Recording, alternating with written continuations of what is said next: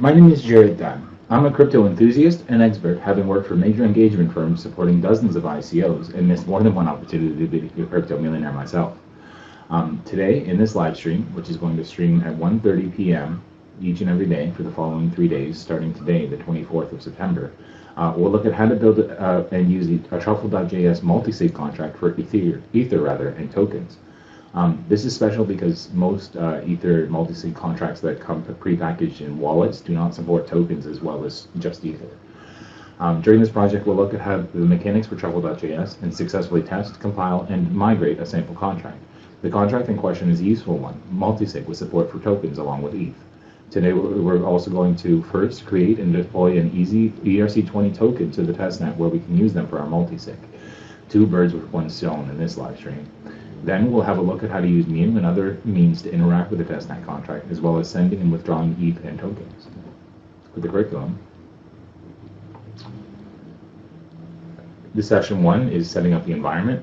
We'll look at what is an ERC20 token, what is a multi-sig address, along with the blockchains that support them, what are Mew, MetaMask, and other blockchain interfaces. We'll look at setting up a synced ETH blockchain, which is Rinkeby in our case. We'll look at MetaMask, downloading, setting up, backing up, and switching among nets. We'll look at TruffleJs.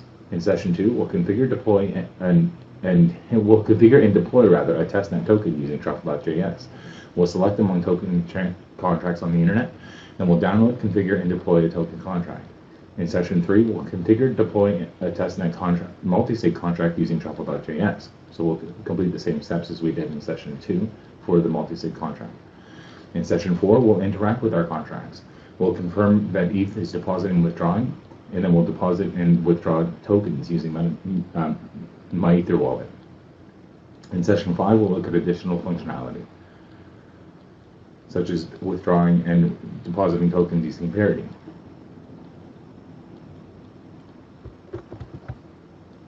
So to summarize, we'll create a multi-sig contract for use on the testnet with Ethereum, and we'll make it function using Ether as well as tokens. Thank you so much, guys, and I'm looking forward to having you there. Bye.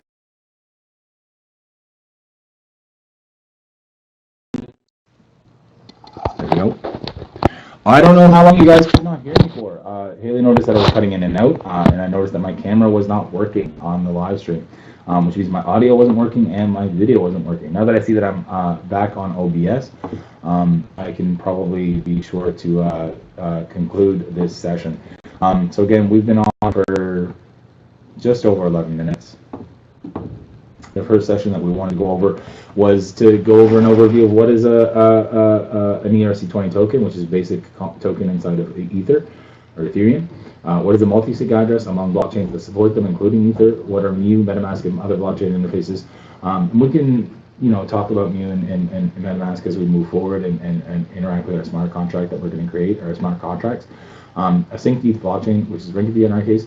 And I think we might actually be going over how to create a decentralized application to interact with this contract. So I take back what I said, because we can't use parity because I couldn't figure out how to get parity to launch on my Windows VM there. So session 5.1 is now going to be create simple decentralized application around these contracts. And we'll get to that in the coming days. However, for the next deliverable and learning objective, we'll be back in about 3 to 5 minutes after a short break, and we'll talk about how to find a good token contract for us to use. We'll talk about what criteria we use to select a token contract, and then we'll go ahead and deploy that in the following session.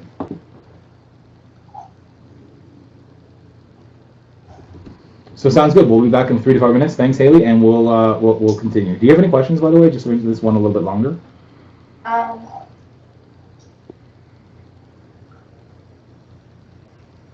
Is MetaMask run out of Truffle as well? No, it depends. So basically what we create in Truffle, we can interact with using MetaMask. So what I mean by that is, remember last session we created this decentralized application? So everything up until this point, when we were deploying it, when we were using the code here to migrate it, and when we were testing it, it was all using the Truffle suite. Now that it's here on a web page that exists outside of Truffle, we're using MetaMask here to interact with a website. So MetaMask really injects an Ether blockchain onto a website. In our MetaMask. The next step after. Yeah, so this is looking up stuff on the blockchain using the MetaMask interface instead of using the Truffle interface. Okay. Yeah.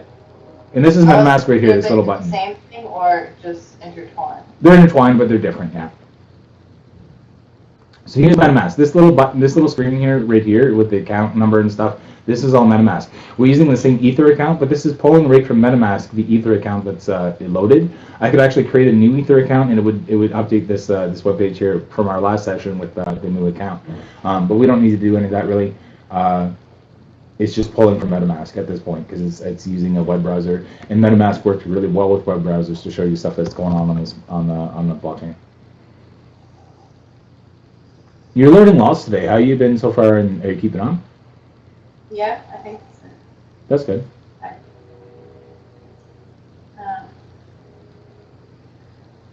What about that stuff that says warn? Which warn here?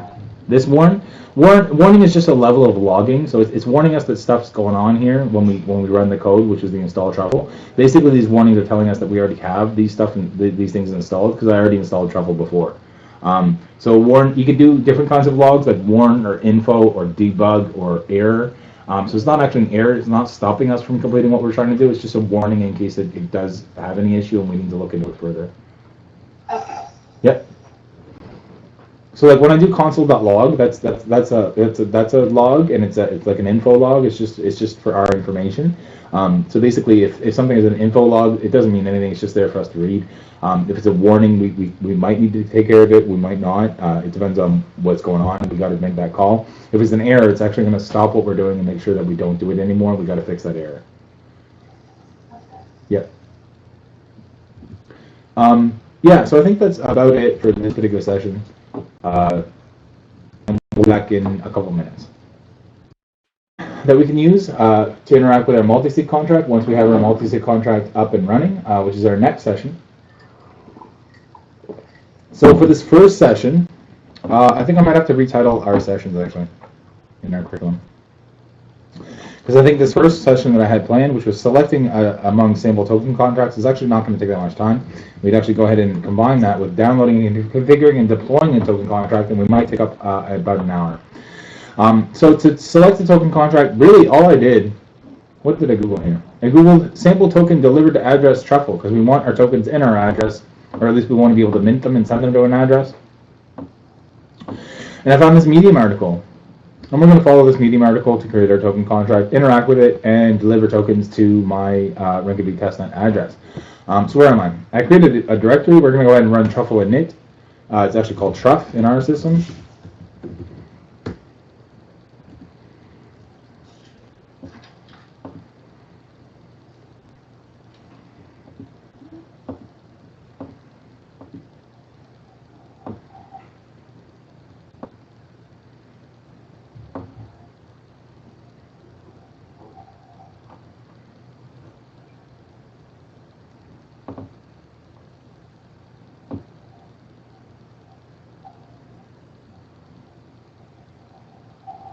Maybe we have to download the source files. I'm not sure. No, I'm not sure exactly how we create this, define this this contract I was talking about.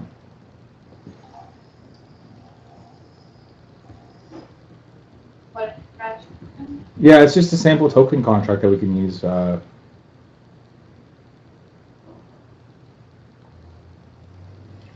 Well, all right, let's look at this. Let's look for sample token contract truffle. We just want an example that we can use.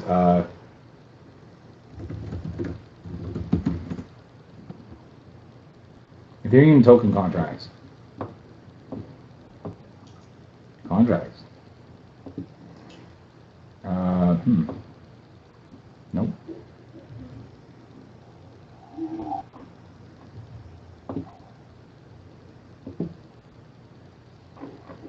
Is it one of these what I'm looking for?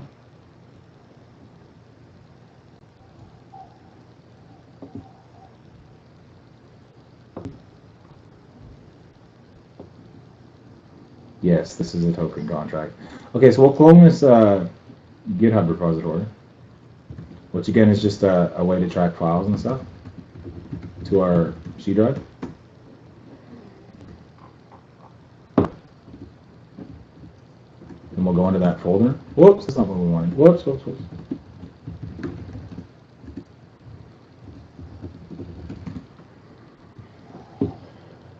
let's take a look at what we just downloaded and what that all does. Really what we need is a mint function within our contract that we're going to deploy using Truffle. And we're going to go ahead and open this folder that we just downloaded off GitHub. Whoa, what am I doing? What am I doing? I do not like this mouse. I need a new mouse. I need so many things.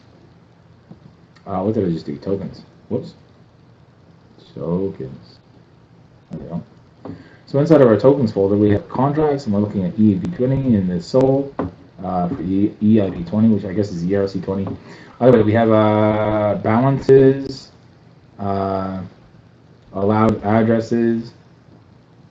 The initial amount of tokens is our constructor, our token name, our decimal units, which is going to be 18. Our token symbol, which we're just going to create we're probably going to create a bird token on the Reykjavik testnet actually. Maybe a Jared token, maybe a Haley token, who knows. That's the variables that it takes to create this function, which is the constructor, which is what we send information to in our truffle migrate command. So our original balance for the sender is going to be the initial amount. Total supply is going to be the initial amount. The name is going to be the token name. The decimals are going to be the decimal units, and the symbol is going to be the token symbol. What we're really looking for is a mint function. No, because it's actually going to have we don't need a mint function because we don't need a mintable token. What we need is the initial amount to be some kind of value that's going to give us some tokens. So it's only going to be a fixed supply of whatever initial amount we give it. We can transfer tokens from addresses to addresses. We can transfer from an address to another address. We can check the balance of an address. We can approve a transfer if it's coming from a different address, and we can look at the allowance of addresses. Using the token contract that we just downloaded. So we're actually installing dependencies for this token contract as we speak. It's just taking a couple seconds. And do you have any questions as this happens? Me? Yeah.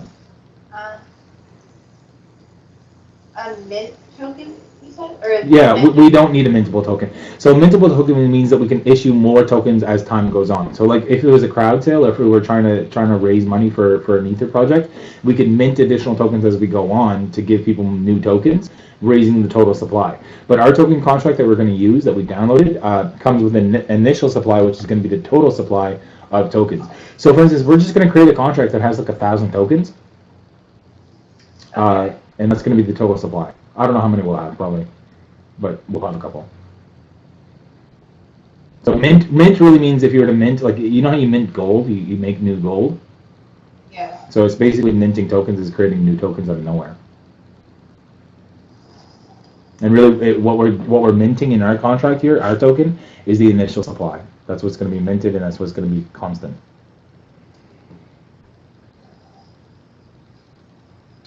We're going to mint our tokens, man. I wonder what the migrations and stuff are for this token contract that we downloaded. Deploy tokens. Oh, it actually gives it the total supply, the name of the token. We don't want the SBX token. Simon bucks. We'll do Haley bucks because of our nice little helper here. What is this one? I don't know what the one is. If we go back here, we'll find out. Decimals. We actually want 18 decimals in our token. No, we don't. One decimal makes sense because we're giving 10,000 tokens with one decimal. I think that'll be 1,000 tokens, 1,000.0 tokens when we give this total supply, this initial supply out, and we'll call these HBX for Haley tokens. So as soon as we get this these dependencies installed, we'll be able to go ahead and I don't know what queue overflow means. We have an error. We'll be able to go ahead and deploy this token, which is our Haley token. And then what we'll be able to do later is use this token to verify that the MultiSig address that we're going to create is able to deposit and withdraw tokens. So what I mean by that is when you create a MultiSig contract using Mist or the Ether wallet that's available from the Ethereum project, their MultiSig contract that comes shipped with that particular product does not support tokens, meaning you can withdraw and deposit tokens on that multi-sig address without the agreement of all the parties involved. But really, we want a multi-sig address that allows us to deposit and withdraw tokens the same way that we deposit and withdraw Ether, which means we need the agreement of all parties, or 2 out of the 3 of the parties in our case. So it's just additional functionality that the standard multi-sig contracts don't have. I actually have a multi-sig contract that we're going to use that I'm aware of. It has an interface that's available, like a decentralized application, but we're just going to use the contract inside Truffle. We're going to deploy it, and we're going to migrate it and deploy it and configure it to start. But the reason we're making this token contract is because we're using the testnet, so I don't really have a way to get testnet tokens other than just to create one out of thin air. So we're going to make 1,000 of these Haley tokens. We're going to put them on my Rinkeby address, and all will be well. Right? Mm-hmm. Yep, sounds good. Sounds good, man. Sounds good, man. So everybody should give me a follow. We already have 120 viewers on this live stream from 0. Wow. Not live right now. We have 120 total. We have 22 live right now. Wow.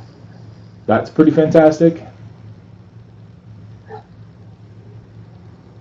I don't know why it doesn't say that people are joining when they join, though. I don't know if it only says that for people that have accounts that are logged in or what. But we'll find out, man. We'll find out, man. What's this doing, anyway? Hello? There we go. What's this doing anyway, man?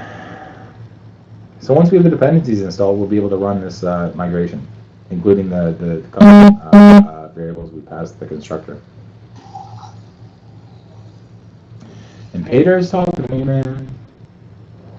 Oh, and I can't eat on stream, so we'll end up taking a longer break for the next little break that we have. Just because I need to eat dinner. I need to eat dinner, man. I need that sustenance, man. How long do you think that's going to be? I don't know, maybe 5-10 minutes. What's up? I'm going to make coffee. Oh my, you have coffee at your apartment? That's pretty lucky. I need to get a coffee machine. Yeah, are you making it by hand, like, or instant? Yeah. Yeah. Coffee. It's not that good. It's still tasty, though. If everybody likes coffee, man, they should drop us a message, man, and say, we like coffee, man. I love coffee. No, I drink 2 or 3 pots a day. Actually, I have like 3 coffee cups, 5 coffee cups on my table here. Including cold coffee from earlier.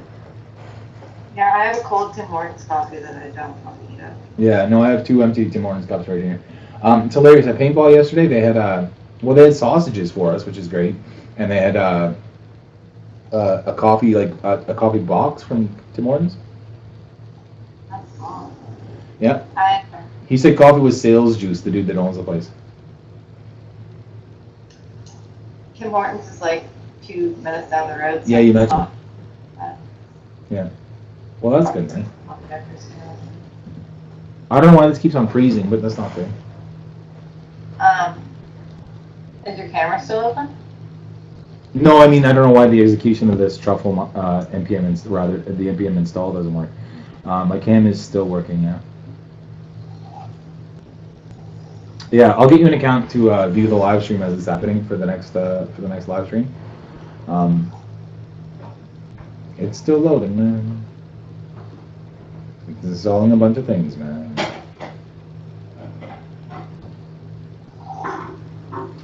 I need more resources, man. I gotta get a better computer here shortly because this is ridiculous. But it takes up time, man, which is good, man.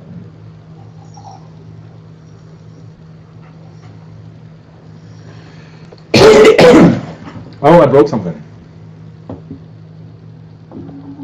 What did I break?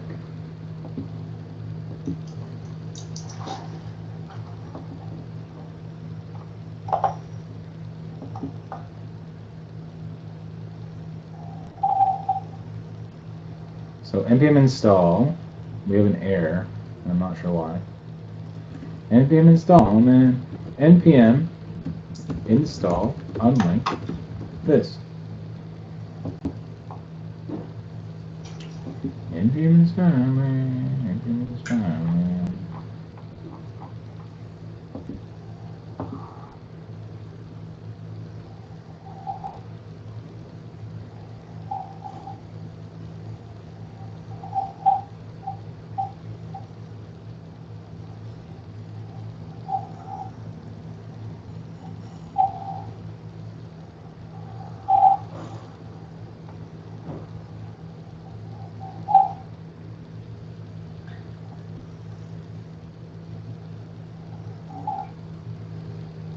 No bin links.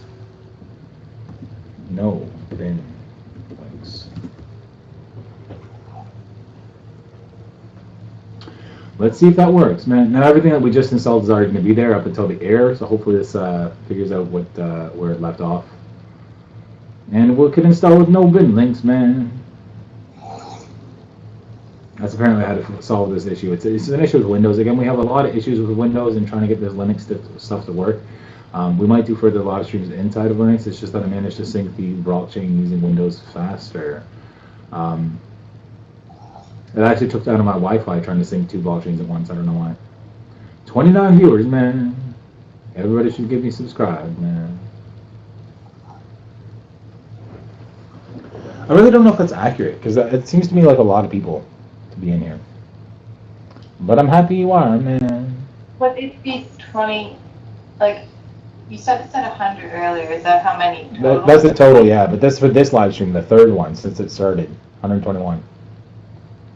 And 29. Like, 29. that split all of them, or just the one? No, just this third one. Like the second one that we just did was up to 300 and some. Wait, how many have we done? Yeah, and then the one that we recorded offline already has over 1,600 views.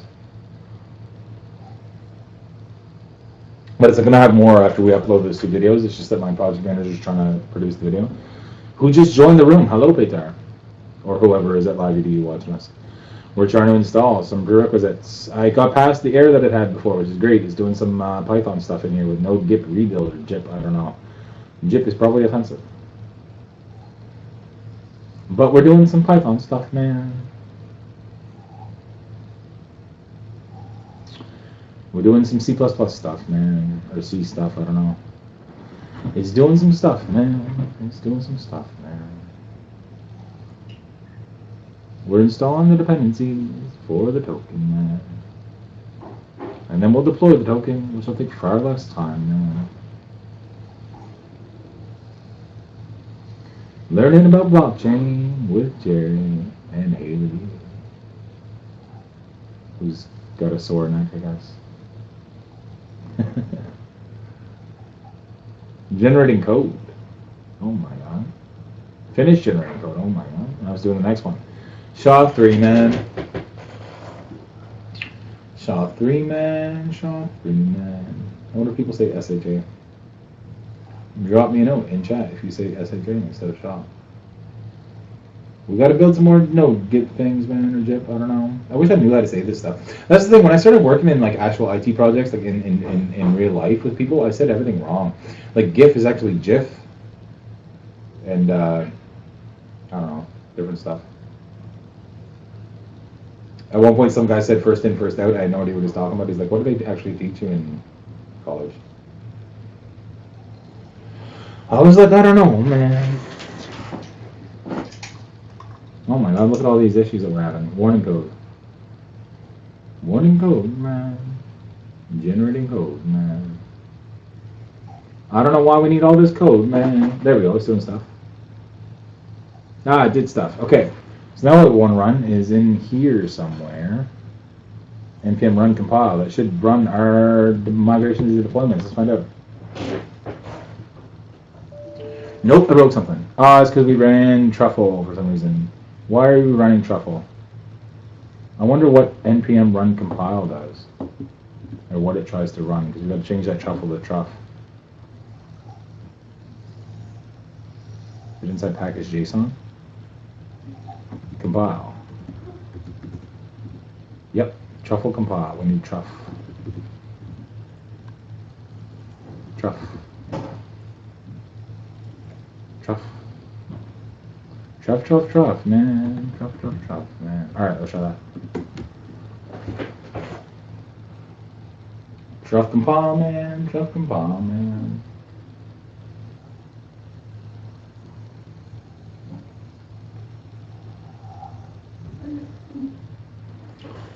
All right, what else is broken here?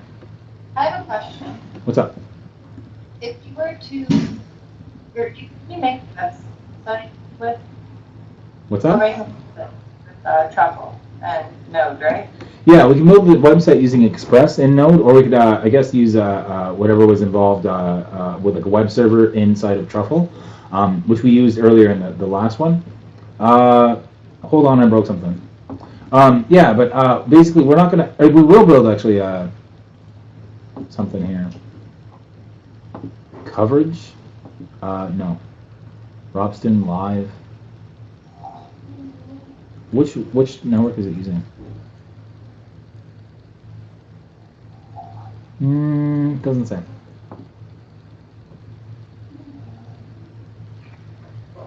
Okay.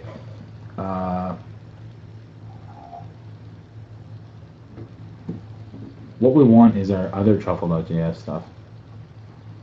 Truffle.js. All this stuff. I think that should work. Try that again. Yeah, we can create websites in Node. Hello, Azim Yusuf. How are you? I broke something again. What did I break? I broke something from. I need a comma here. We actually don't need this network ID because we have a different network ID identifier. Yeah, we can build different web servers for different things. The web server that we're going to build for this contract is going to be using the Truffle Suite web server and delivering a decentralized application. What did I break here? Robson, man. Robson, man. I keep on breaking stuff, man. I keep on breaking stuff, man.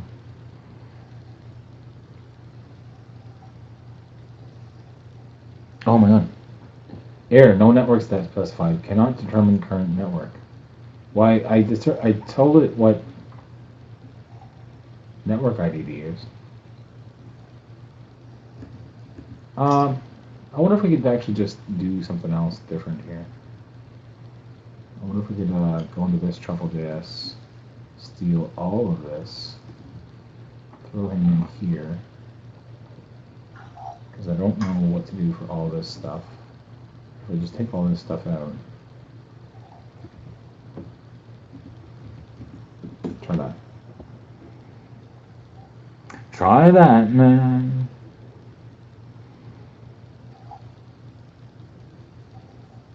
Ah, it's deploying migrations.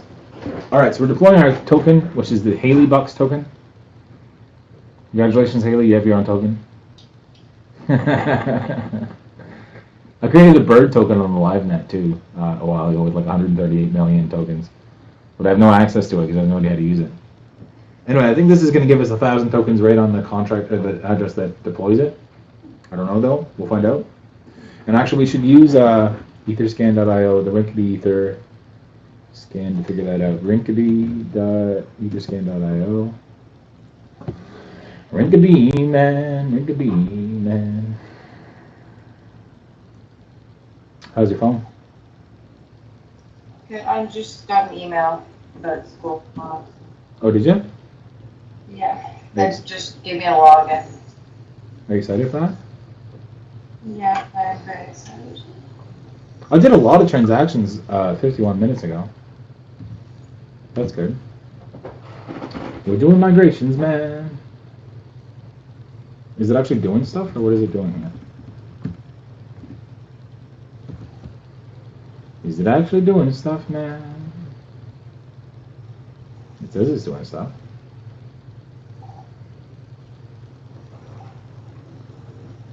It says it's doing stuff, man.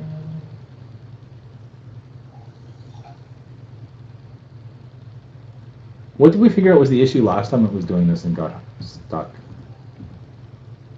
Nothing.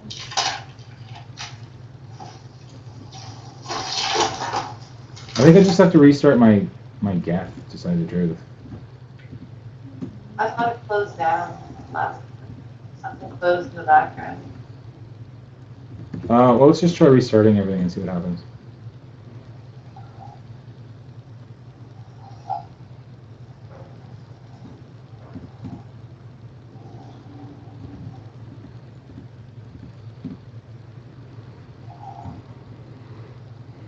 Because it's not actually, it didn't, it should give us a transaction ID immediately when it goes to deploy migrations. Yeah, like that. It just did just now, so that's good. So we restarted it and it's working. Just like anything else in IT, if it's not working, try turning it off and back on again. Off and back on again. Off and back on again. It's not going to take that long to deploy our migration, man. It's going to do, I think, 3 different migrations and 3 different deployments over 3 different transaction IDs. There we go. We're doing something else here. We're saving a successful migration to the network. So I think it's going to do 6 different migrations and savings or whatever. This is how Truffle works, and this is what it does. And this is how Truffle works, man. I have so many notifications from everything going on. It's deploying something. Oh my gosh, our runes. It's deploying our token. Like I have 5 Facebook notifications that I haven't looked at since we started the offline recording. I have a phone that's just being used as a camera right now because the camera on this computer is not good. Not good, man. Not good, man. Oh my gosh, it's doing stuff.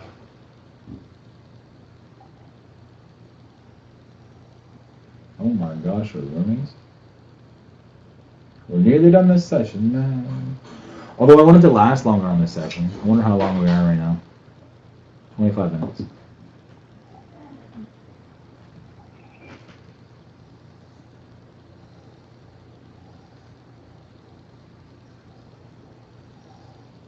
Let's take a look at a quick lemon and see if that's okay.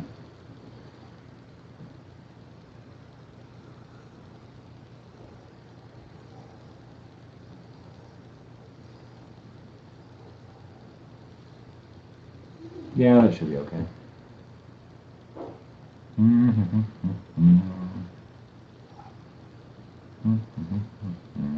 am I? Where am I going? Okay, something broke here. The contract couldn't be stored. Please check your gas amount.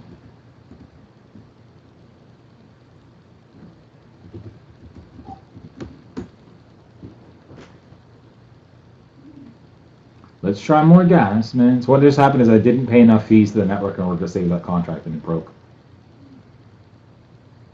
Nope, now I have too much gas in here.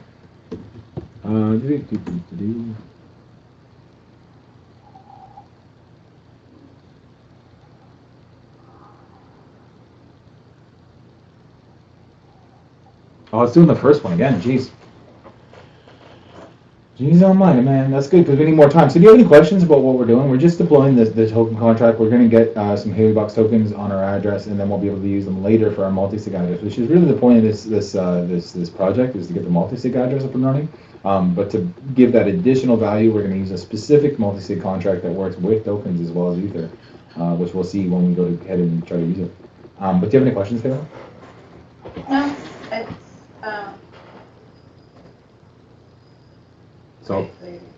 It's all kosher. It's all kosher, man. So we'll see if that new gas limit fixed that issue that we just had with that factory. It's Solidity file, that contract. That contract, man. In a second, man. You can see these are deploying faster now that I use more gas, and that's because it likes to act faster when there's more fees involved. So who knows how much testnet ether I just used to create these contracts, rather. But it's all in good fun. So I think it's working this time because it didn't error out. It didn't error out, man. It didn't error out, man. We'll find out, man. We'll find out, man.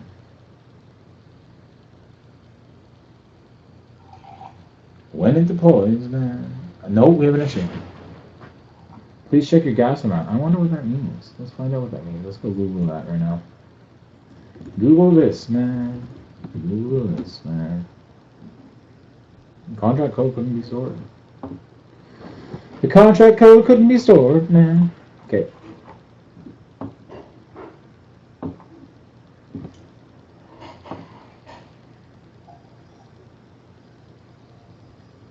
Let's try these values for gas and gas price, man.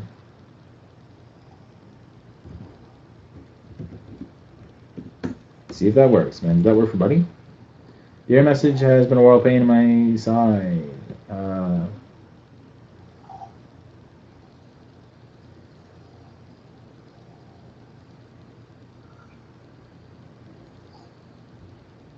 I don't really want to write a test. I just want it to work.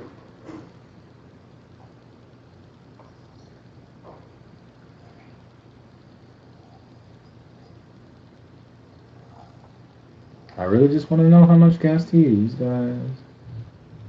Yes, gas 200 million or whatever is the solution. So I think that setting gas and gas price should fix what we just witnessed. We'll find out. I'm working, Mom.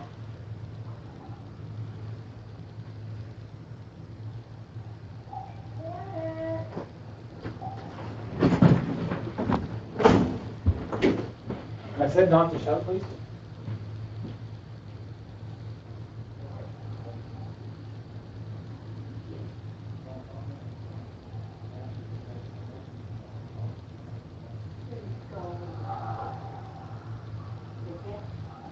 Okay.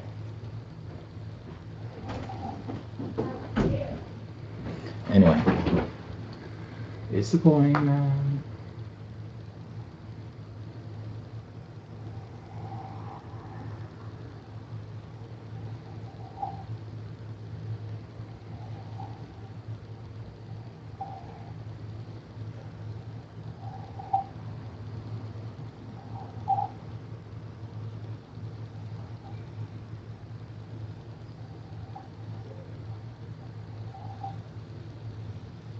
No. Please check the guide.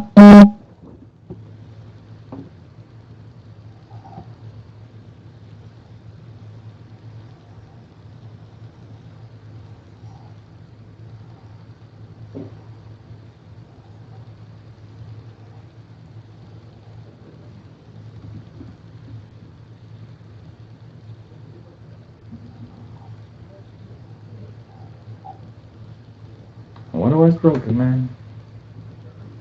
Let's try even more gas than that. Let's try 9. Hopefully this guy's not leading me astray, man. I shouldn't use the reset, actually, because it's already got successful migrations. If I just use the regular migrate, it should use the ones that have been successful and just stop where it left off. That's really smart, man. I'm glad I thought of that, man. We have 48 viewers. Truff migrate, man. No, it exceeds the gas limit, so let's try 4. Well, at least to skip to the third one, though. We don't have to redo the first 2. We don't have to redo the first 2, man.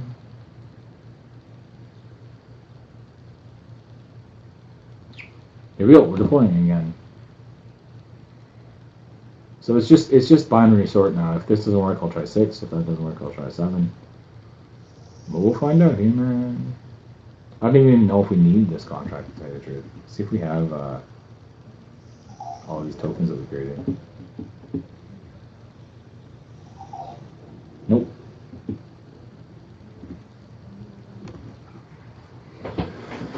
No, we don't, man.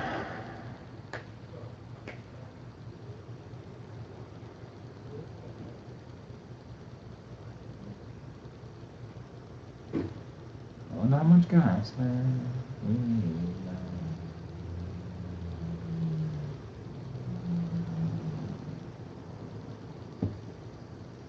I wish this would work, man, so we can continue, man. But it's a good thing it takes up time, man, because that's what we need, man.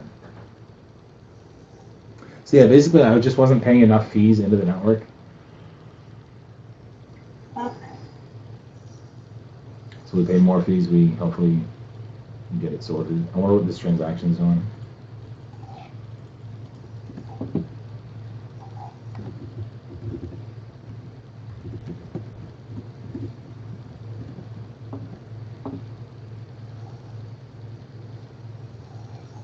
No, this guy's just being dumb. This guy that put 32. That's 32 way. That's not what we want. We want like, I gotta just control Z out of here.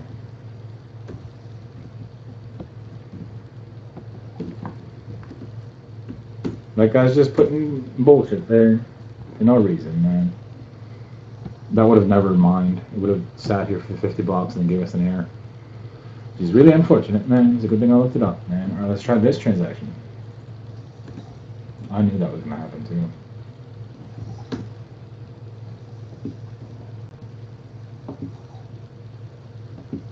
So 10 gwei is not that much. Let's try some more gas than that. Let's try 100 gwei. 10 gwei is not that much, man.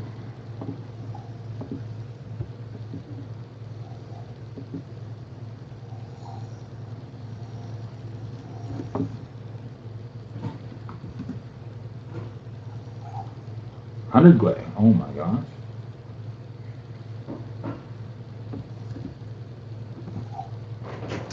It should confirm in a second, man. If that was enough gas, man.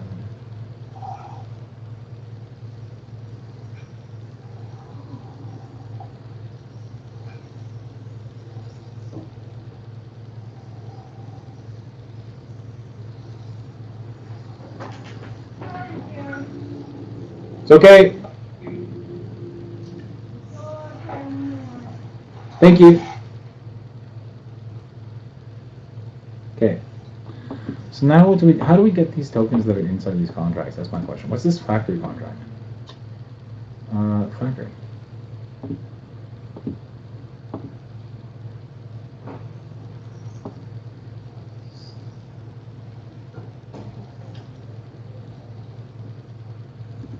Apparently it's creating a token, but I thought we already did create a token. I don't know what we're creating, man, but we'll find out, man.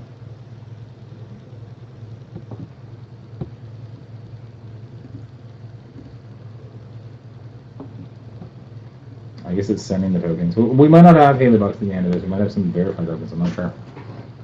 We'll find out, man. If this ever works, man. We might run out of gas again. We'll have to redeploy, and we'll find out in a sec. How's your water? Good. My food is ready, man. I'm so excited, man. Is this still running, man? No, I don't know, man. Tell me when it refreshes the my Ether wallet or the Etherscan, man.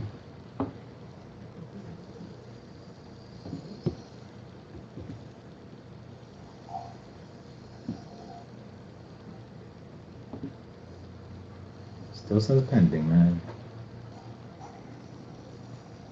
I got my schedule for school now. So when are you done every day? It's different times. Like, on Tuesday. Is it normally by 3 though? I have classes. The latest that I'm done is 4:30. 4:30 is kind of late. Can you get home by 5 every day? How are you getting there and back? My dad's supposed to help me, but I'm not entirely sure. Oh yeah. I might have tomorrow, so. Well, you'll find people there that can carpool, right? Yeah, I have to make friends first. Yeah, that's easy enough. Yeah. That's easy enough, man. I wonder why this is not running, man. I might even know people that are going there that like I don't know are enrolled yet. Yeah. You'll find out, man. You'll interface with them, man. We gotta migrate this, man. We gotta migrate this, man. I found Wade's is supposed it would go a lot faster. I wonder if it's broken code, man.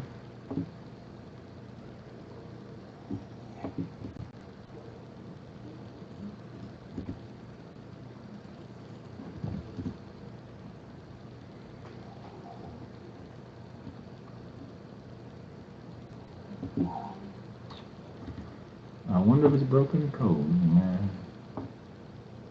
Can we use more Gwei than that?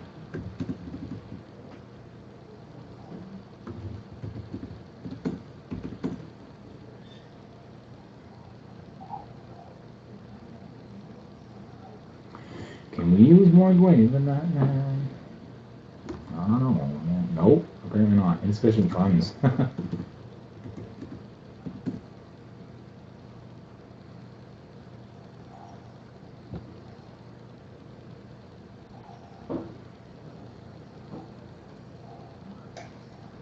Insufficient funds, man. I don't know how many decimals I just took out of there. We'll find out.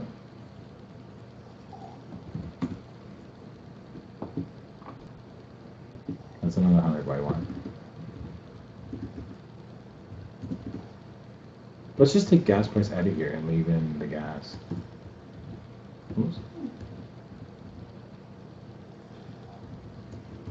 See if it sets gas price on its own.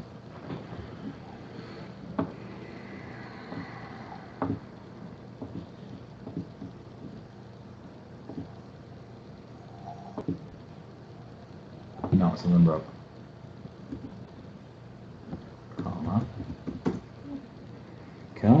Comma. Well, this can't take longer than an hour, so hopefully we get this Solidity contract up in the next 20 minutes. And then we actually have to switch live streams at 9. But the next one will be far easier. Far easier, man.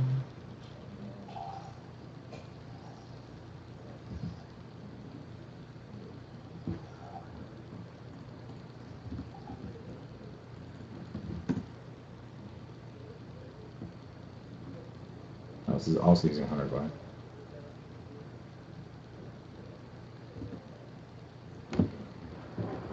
Well, I guess what we'll do is we'll break. I'll have dinner. We'll come back. We'll see if this actually deployed. We'll just let it run, and then we'll continue with the next session. So again, we have 52 viewers, by the way. But the deliverable here was to deploy a token. We haven't successfully done that yet. We just got to wait for this factory to create and then deploy and give us the tokens. However, we'll wait and see if this happens while I take a 5 or 10 minute break, and we will be back. All right, thank you, Haley. Downloaded a crowd sale, simple truffle token and crowd sale contract to crowd sale contracts, and I went ahead and tried to deploy to Rinkeby, but it doesn't want to let me because it doesn't have a network called Rinkeby.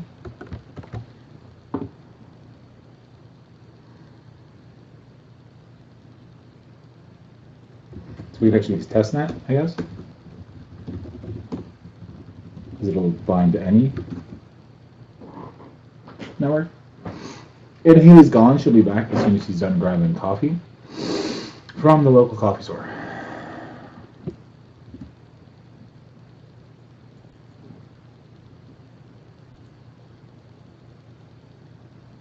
We're connecting the wrong port, so we'll do 8545 and try again. So hopefully this will give us the token that we can actually buy using our Rinkeby Ether. I wonder how many migrations there are. 2 of them.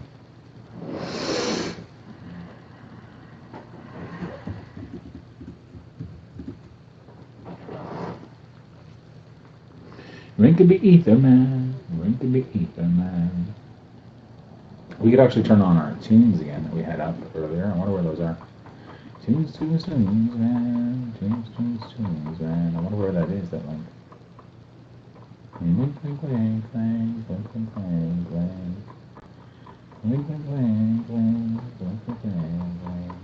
Somewhere in here in the beginning of all my stuff today, I have a link to some royalty-free music. Nope. Nope. No. Still deploying migration. Somewhere in here, man, I have a link, man.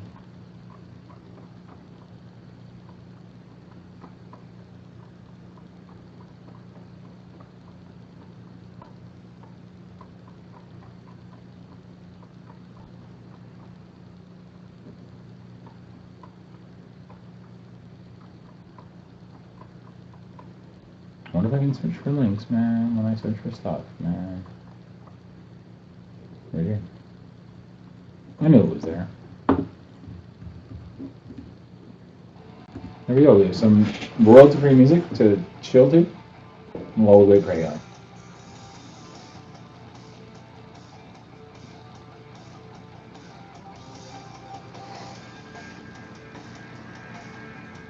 I wonder if our gas price is off here.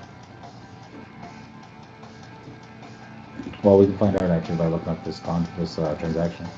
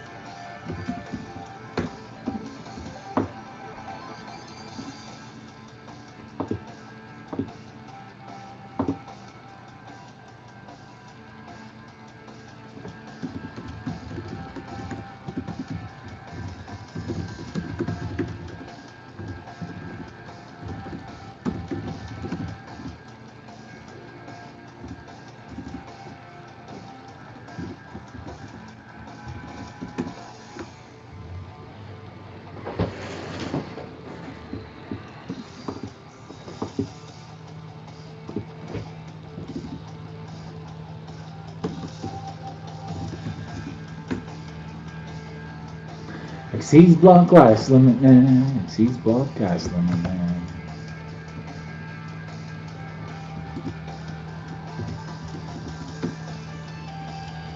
Welcome to all my 6 viewers. Glad to see you here. Okay, here we go.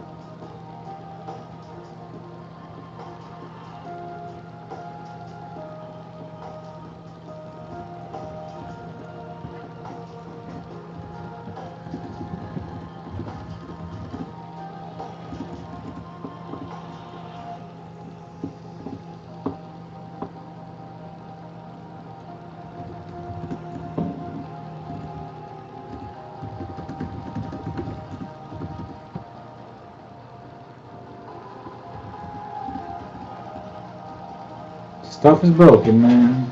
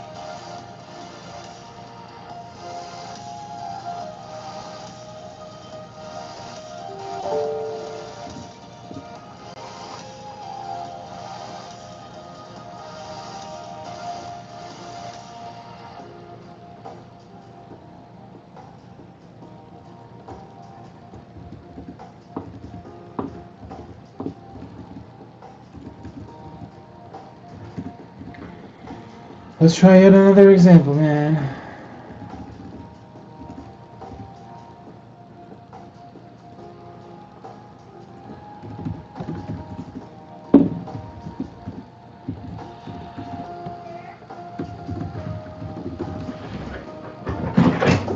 If I'm working? Are you okay? Yes, I'm working now. Everything's fine. No, you didn't. You hear music.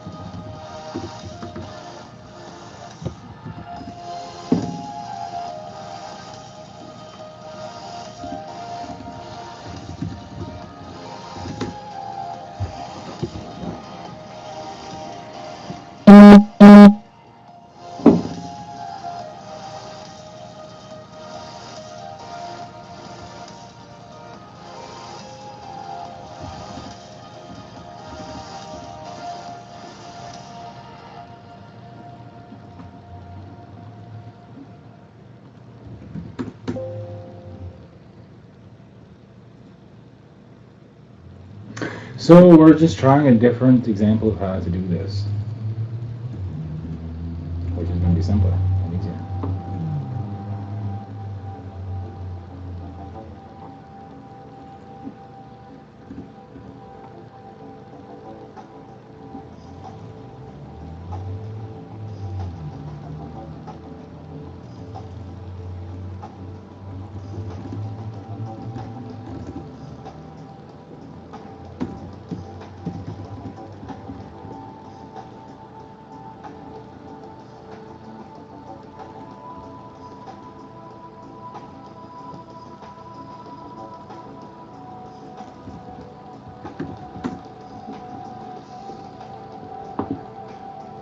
Hey Zika again, how are you?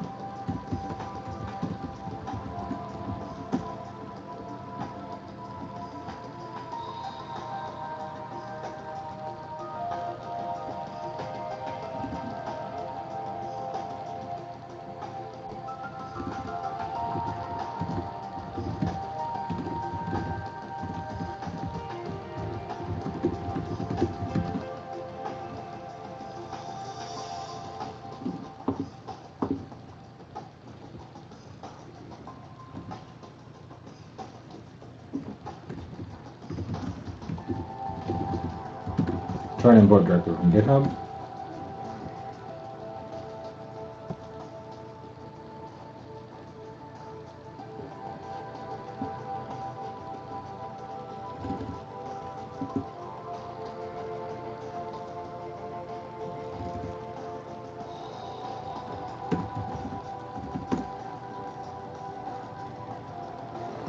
Try to import directly from GitHub, man. No.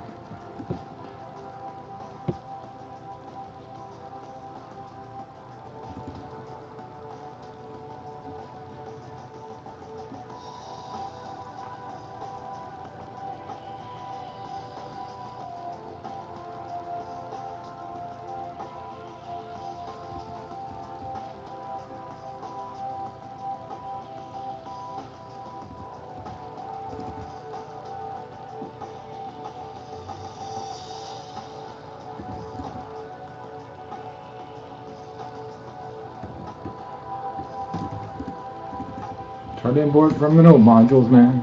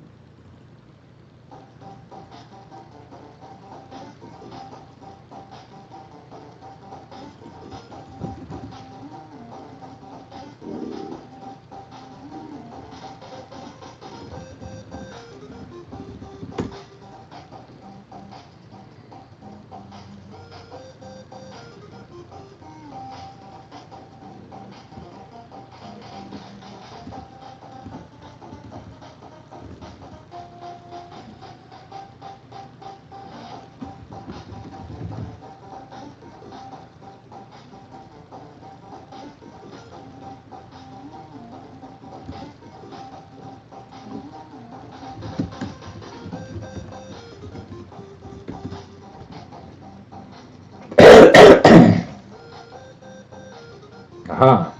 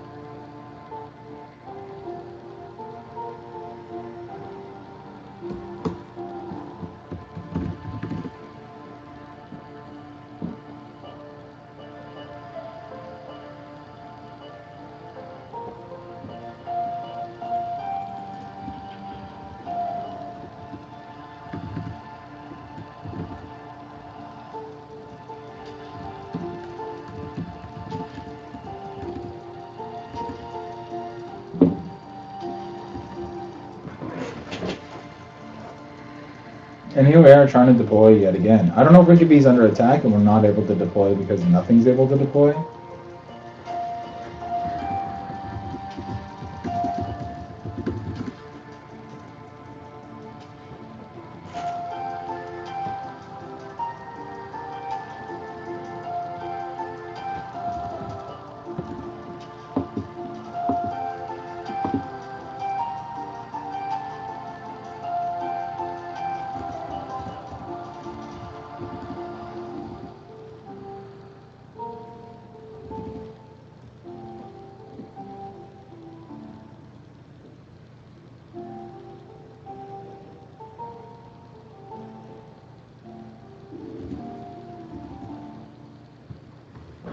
I really don't know why we're not able to deploy.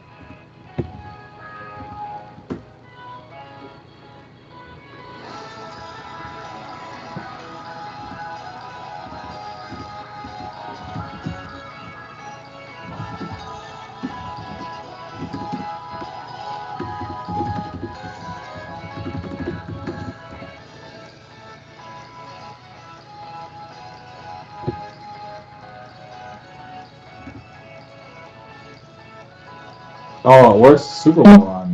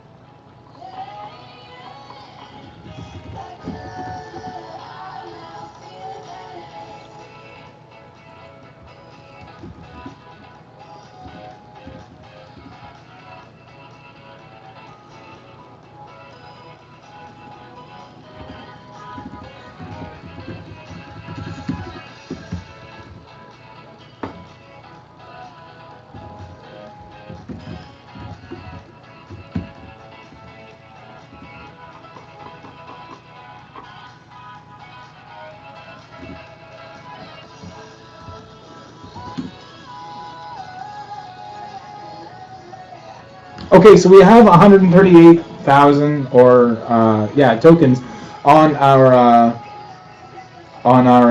first testnet or Gananch CLI address here. So we successfully managed to deploy our tokens. Now we can't see this, unfortunately, with block explorers or anything because it's just a test RPC that's local, but it's going to work for our purposes, I think. We'll just have to do everything through Truffle console, or in our case, Truff console. Okay. So that's been about 23 minutes. We'll stop the stream here. Again, the deliverable during this particular session, which I didn't really explain at the beginning, was to use a different kind of token contract or any kind of token contract to get some kind of token on an address. Now we have those tokens on an address. What we did to resolve the issue that we were having with Rinkeby was just to use a local test RPC. Okay, cheers. Set Mike.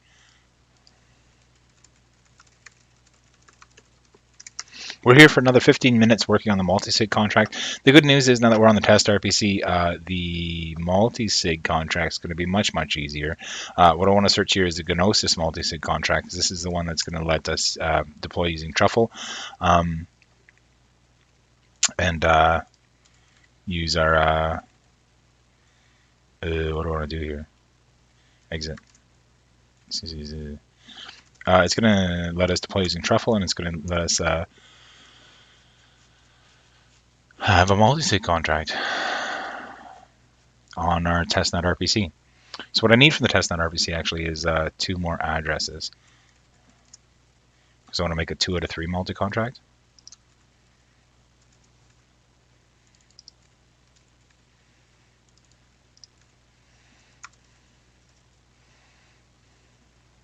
Two to three multi-sig contract rather.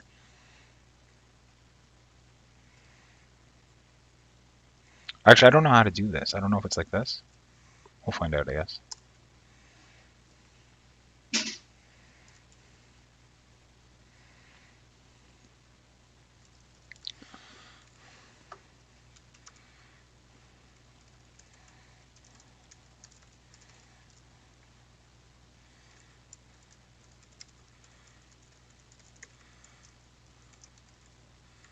I don't know where Haley is, but she'll join sometime. Okay, so Paytar can hear me, which is good. We're installing the dependencies now. And what I want to do is I want to look at this GitHub repo and see how it tells us to make a multi-sig contract.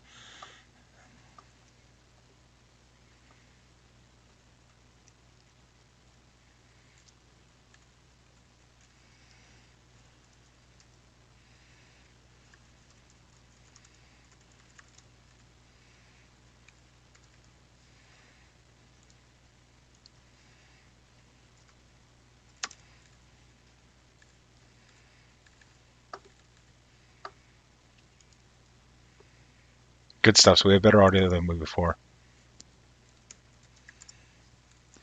which is what I expected, to tell you the truth. I just think the video is going to be not as great quality because the camera's not as good, but it'll be better once I have a better computer. What's this npm install do? It's doing stuff.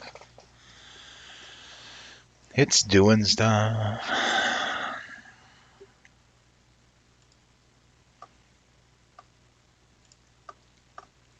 Haley's not answering.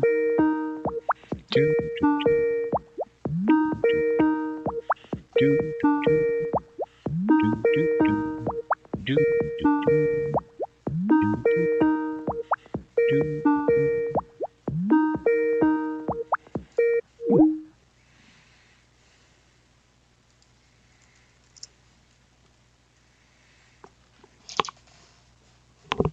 And I guess this comes with a decentralized application we can use to interact with our multisig. Here's Haley. Hello. Hello. How's your coffee? And your treats? What kind of treats did you get? I got a honey cruller, which honestly isn't as good as it sounds. It sounds really good. It sounds good, but it's not. It's really plain. How do we make it better? You could probably make it better if you made it like more moist. It's really dry. Oh. I wonder if people can hear you. I switched up my headset and audio and video to be my laptop video and my mic here. That Razer headset thingy that you gave me, does that work? I think so. So I don't know if anybody can hear you. That's the issue, because I don't know if... can you talk again? Hello. Maybe.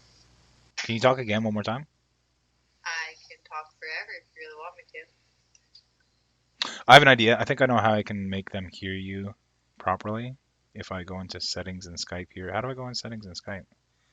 If I use the mic for No, it's all good. It's my fault here. Just wait. I can get it to work though. I just gotta go to settings in Skype. I can't while we're on a call. Call me back.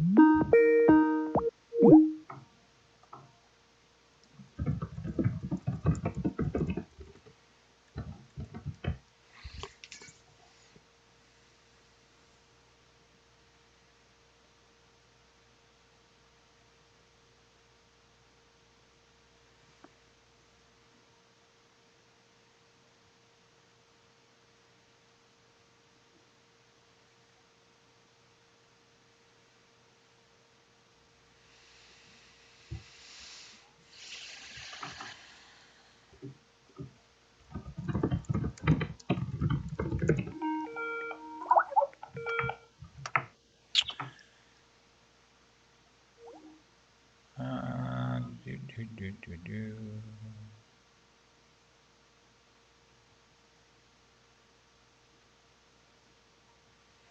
What is going on?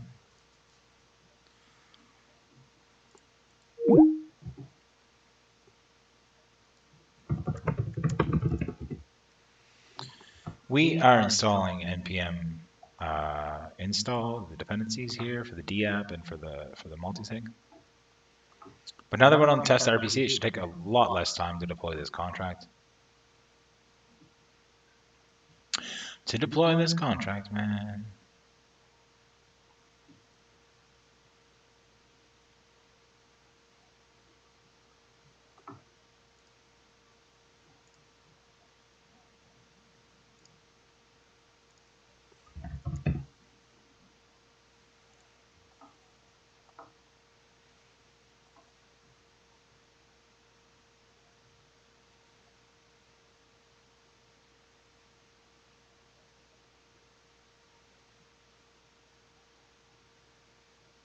I have an echo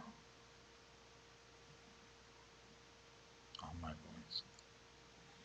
Do-do-do-do-do. Oh, I know why.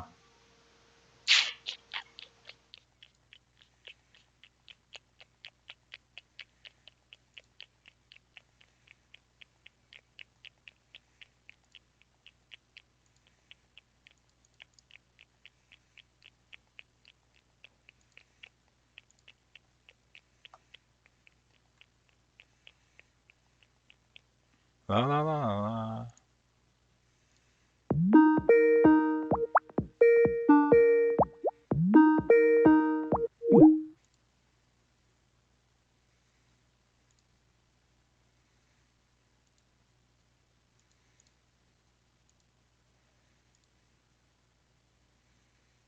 Hmm.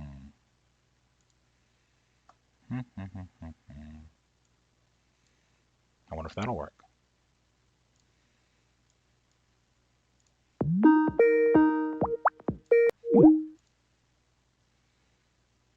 I think it will. We'll find out as soon as Haley's available.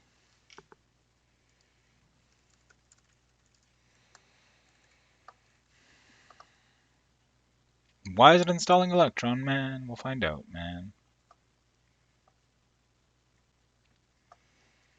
I guess we need Electron, man. I have been. Can you not hear me? Hello, hello, hello. Peter.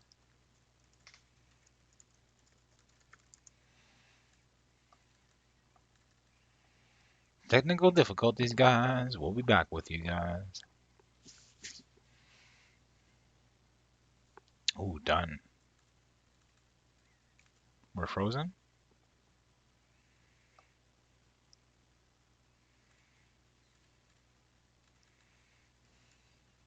Ah, there we go. Hello, Peter. Petar. What we want to do is truff, compile.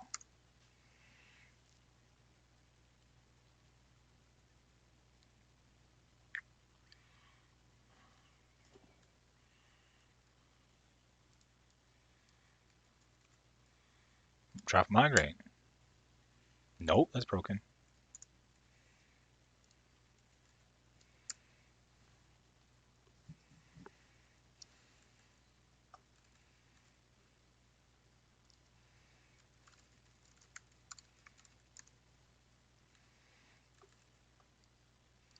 And we have our multi-sig contract. Now, I think we can get a dApp running.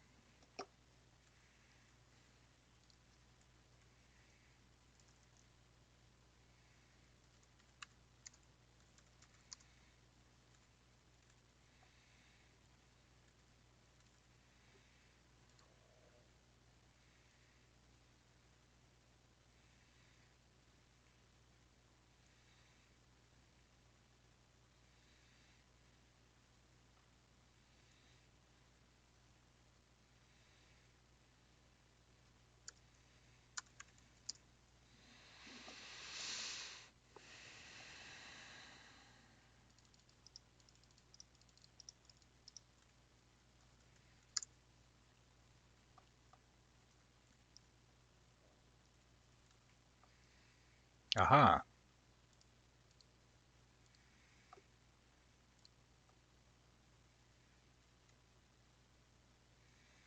Except we're running, we don't want to run on Rikki.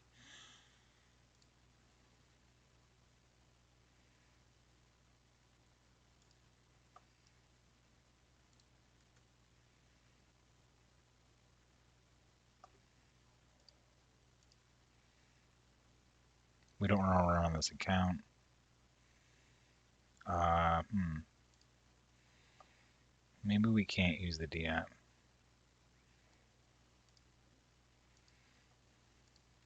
Okay, so what we want to do then is cd dot dot truff. Well, actually, we're done anyway. We created the multi-sig contract. It's deployed.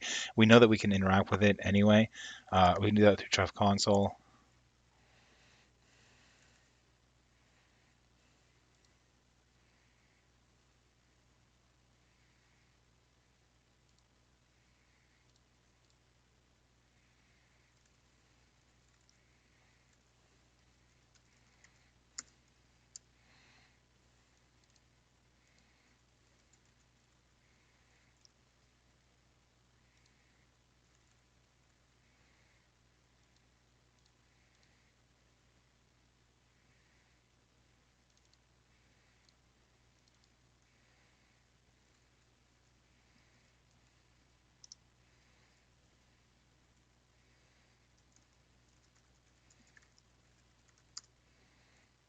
get owners we could use.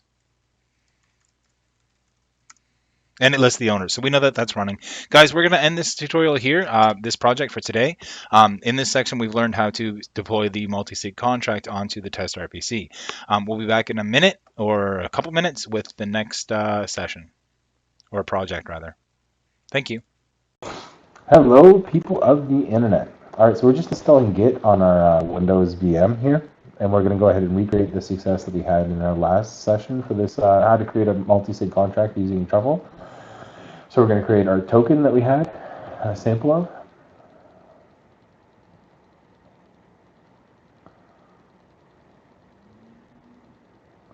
Then we're going to get the multi-sig contract working.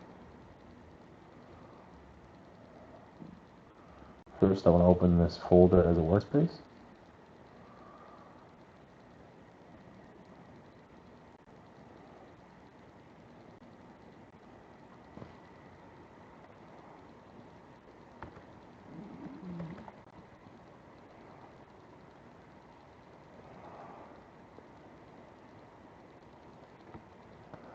Create a hamburger coin.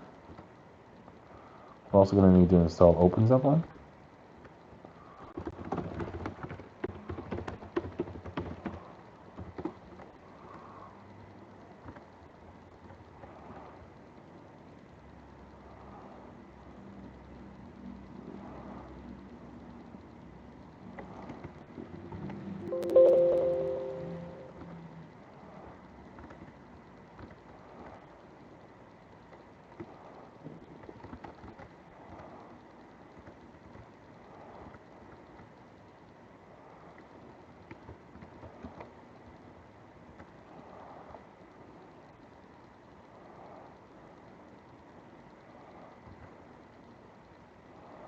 Learned some issues here last time where it didn't find Zeppelin's Solidity.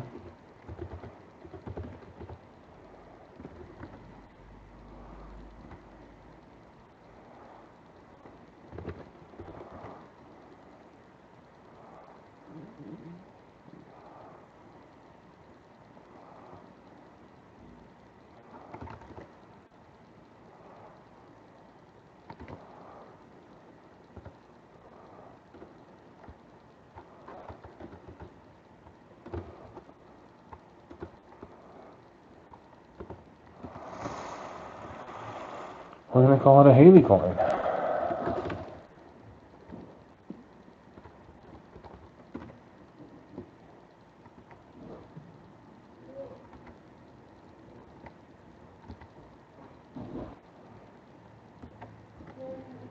Hello? I don't think so.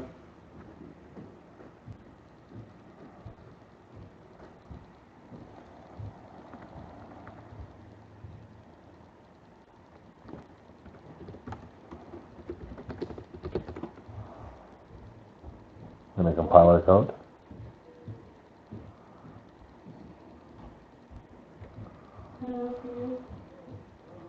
What's that? No, I don't think so.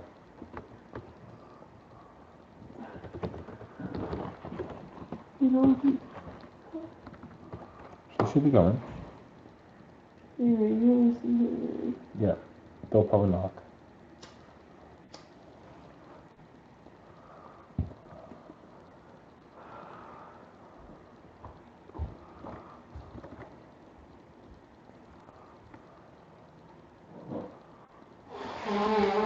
Now we had this problem the last time we tried to compile this code. It's saying that the total supply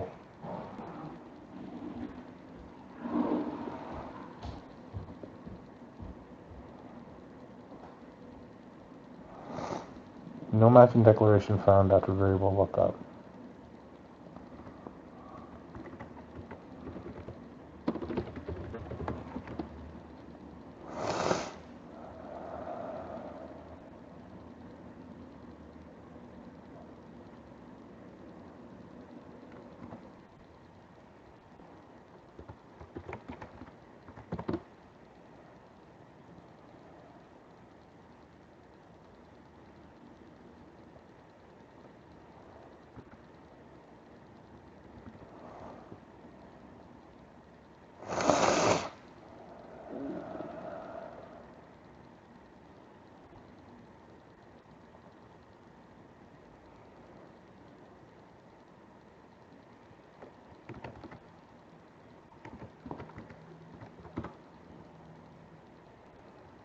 Just different places to put the underscore, I guess.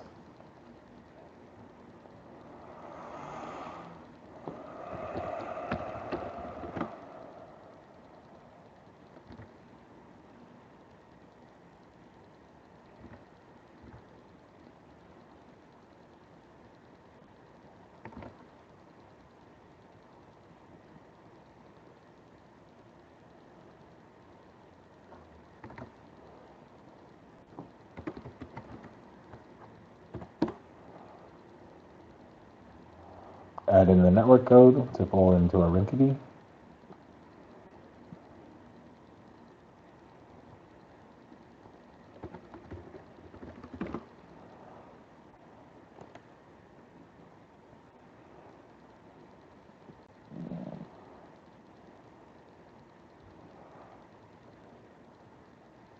Hopefully this deploys. It didn't want to deploy 2 days ago, but I think Rinkeby was under attack at that stage. Because it deployed earlier when we used Rinkeby here today in the previous live stream.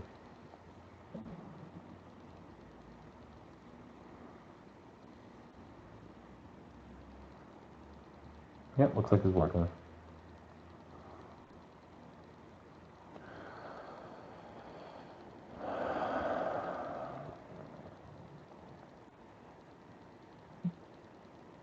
So this should be on the first account.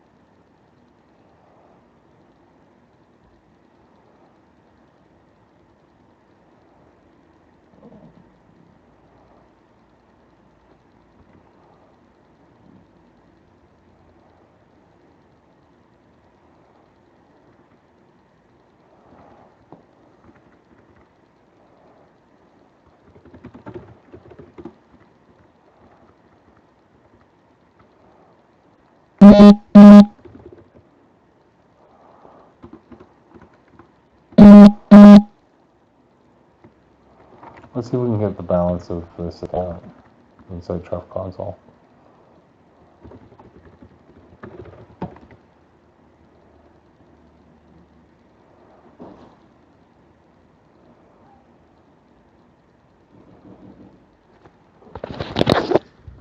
Just a second.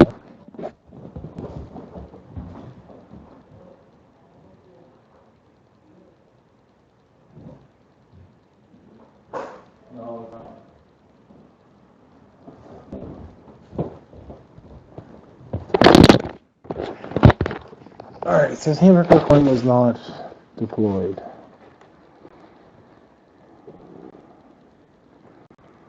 So I wonder why that is.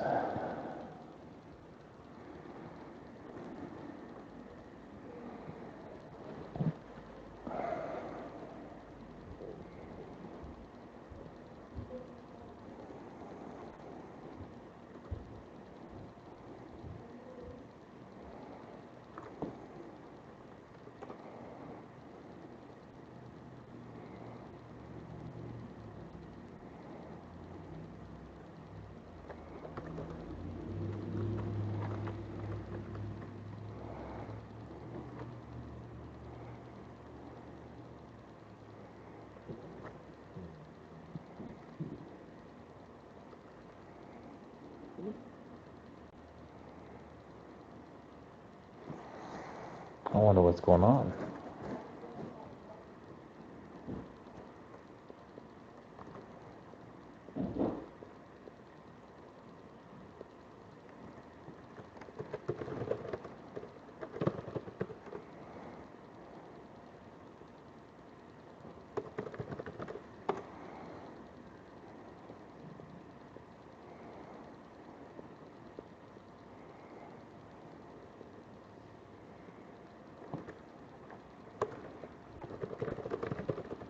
So maybe we weren't on the right to be test that.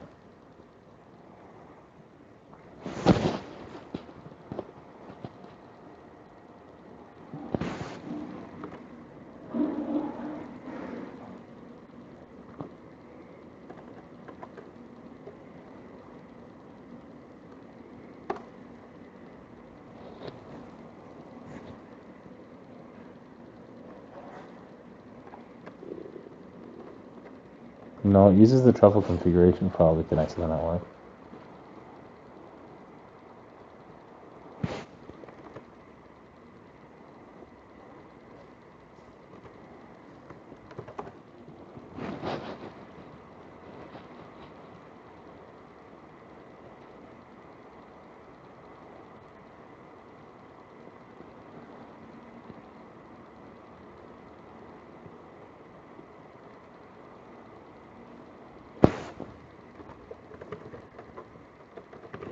Maybe we need run truff to pull.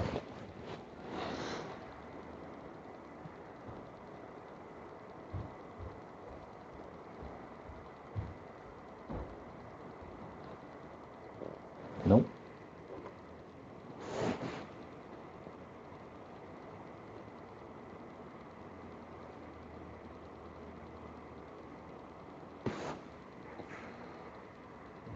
I need a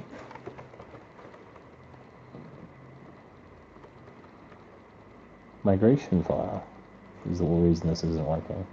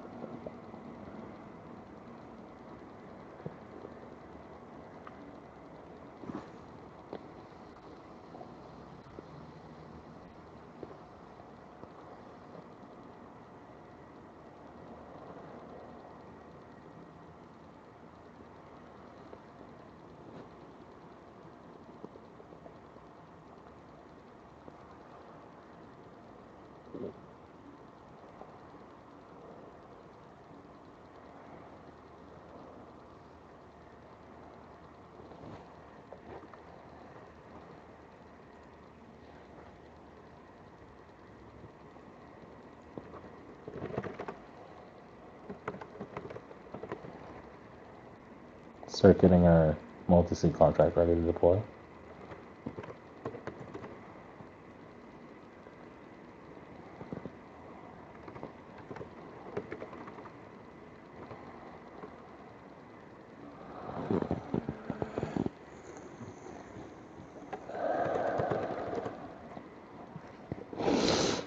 So now it's deploying our hamburger coin contract, which means we should have some hamburger coins or Haley coins rather inside of our into the address here as soon as this is done.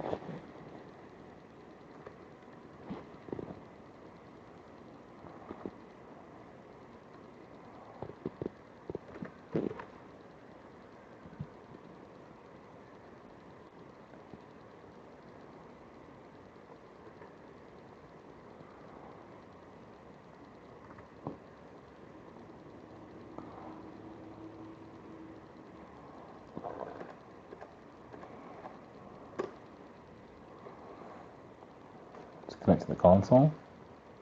See, we can check the balance of this call.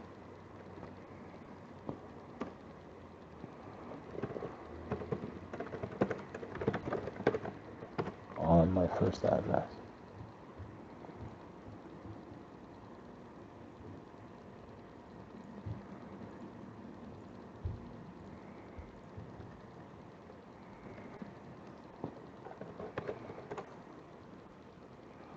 And we have coins. Good stuff.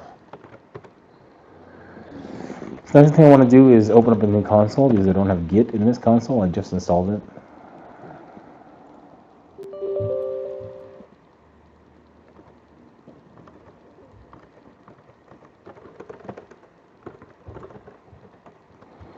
And we're going to go ahead and get the Gnosis MultiSig contract, which again is one that supports tokens as well as just Ether.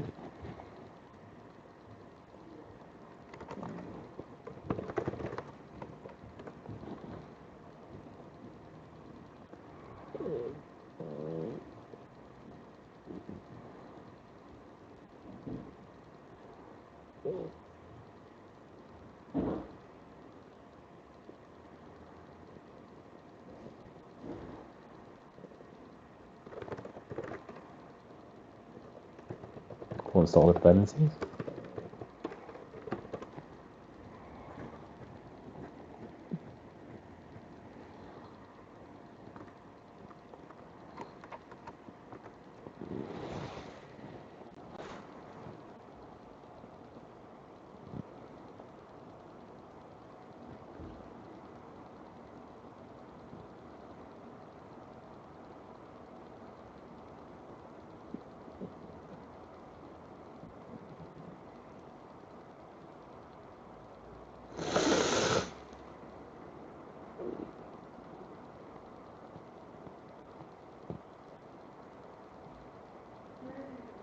You're out. What? Well, I mean, she's already gone, so I can't spend her money twice. I don't even know if she's coming. We'll see if she pops online and says she couldn't do it. I don't know.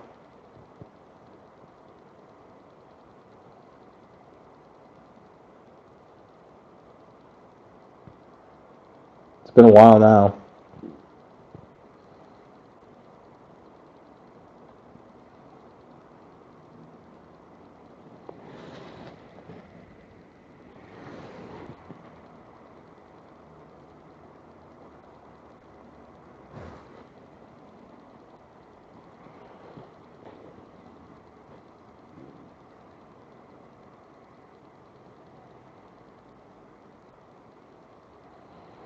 Right now we're installing the dependencies for the decentralized application that Gnosis has packed in with their MultiSig wallet.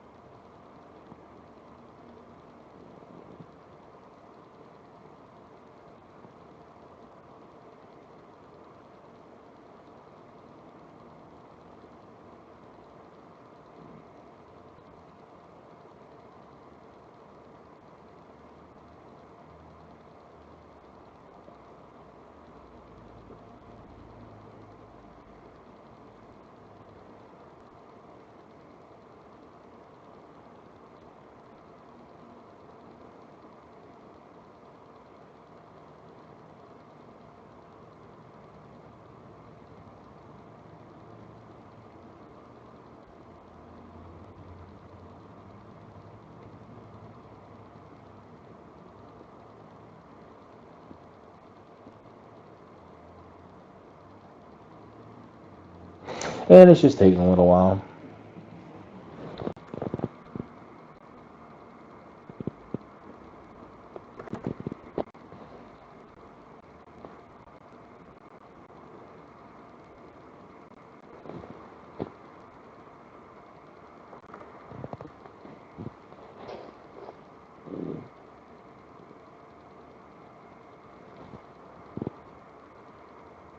The dApp did not build properly.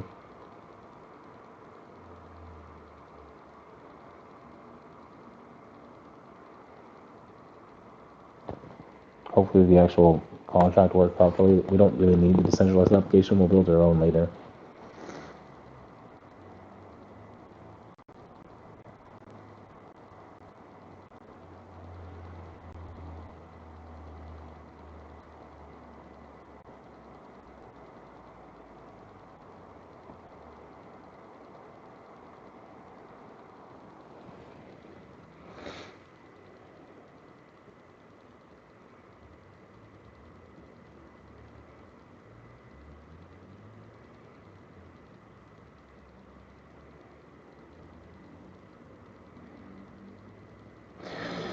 So once this is all migrated, we should be in a better spot than we were before, because last time we were using the testnet local RPC with Gdansk or Gdansk, whatever, and this time we're using Rinkeby. So now that we have the contract successfully deployed to the Rinkeby testnet, we'll be able to interact with it using other means than just the Truff console, like MetaMask, which we'll be able to use to build a decentralized application.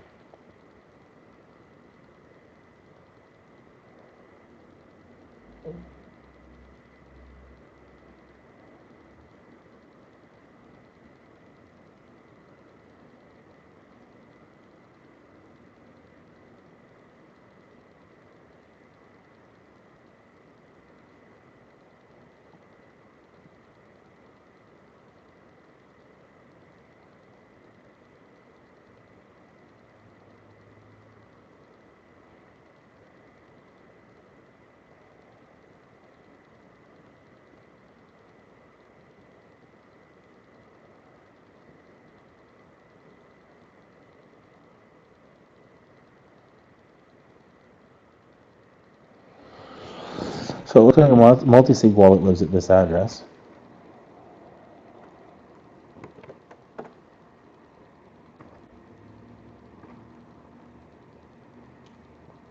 Here we go.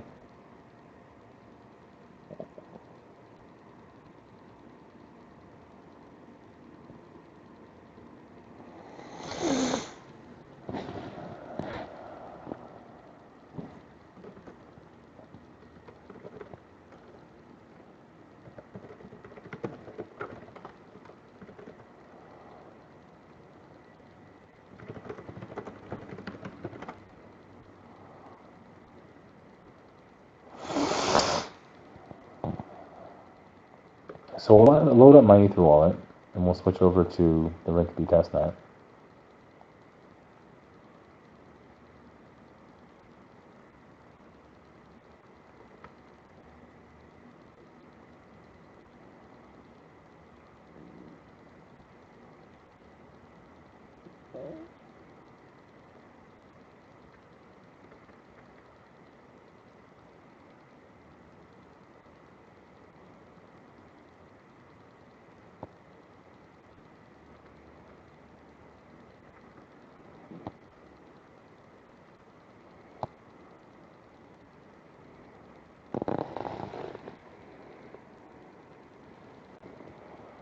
And I guess the JSON API lives inside the build folder that Truffle created.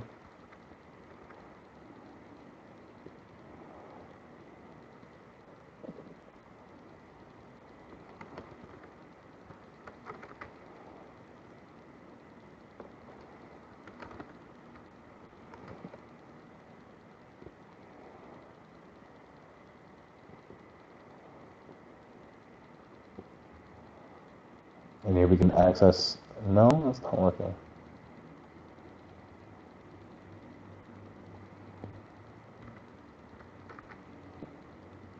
So we want just the API actually.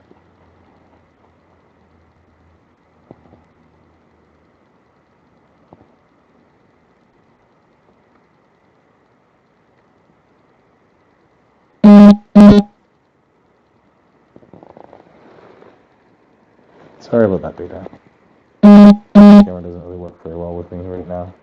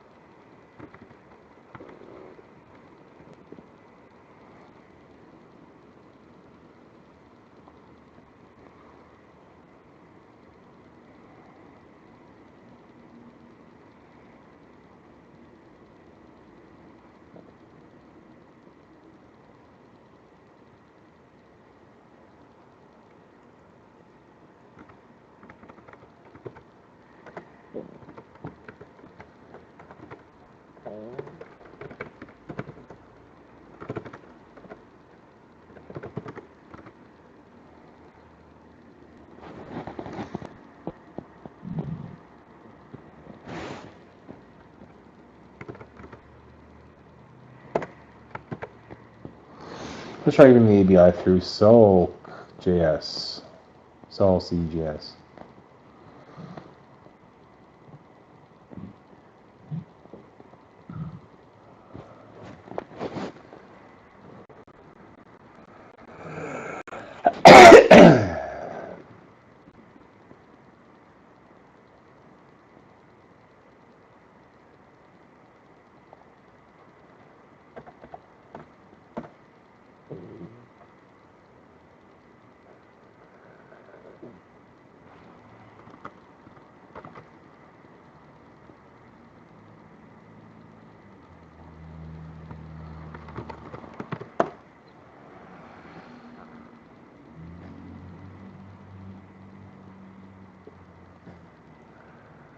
If the program was installed globally, we could use it.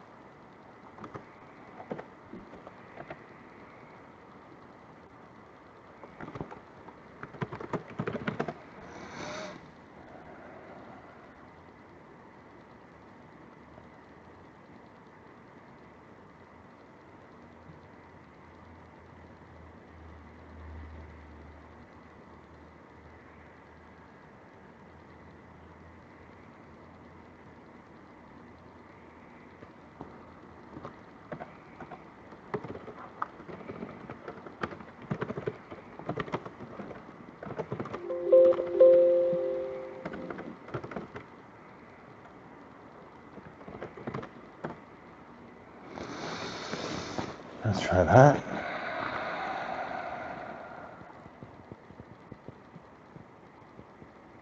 Oh, here's our API actually.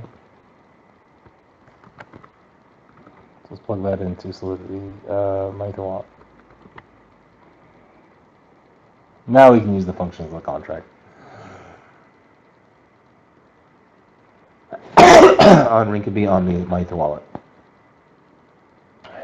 Good stuff. So that concludes this session, which is how to get back to where we were. But it's a little bit better because we're on Rinkeby and we'll be able to use MultiSig wallet using the API that we just created using Sol.cjs or whatever it's called. So for now, we'll be back in about 3 to 5 minutes. I think we've been on for about 30 minutes. The next step is to confirm that Ether and token deposits and withdrawals are working as expected. Cheers, guys. People of the internet. All right, so we've lost a stream, I think, on our good old handy current project, which is the Truffle MultiSig contract.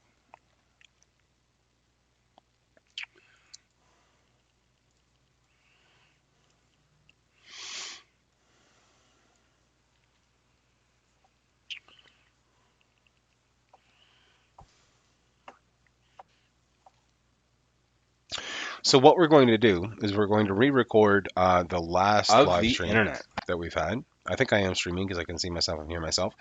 So the last stream that we had that wasn't saved, I guess, is going to be 4.1, confirming ETH deposit withdrawal works as expected on Mu.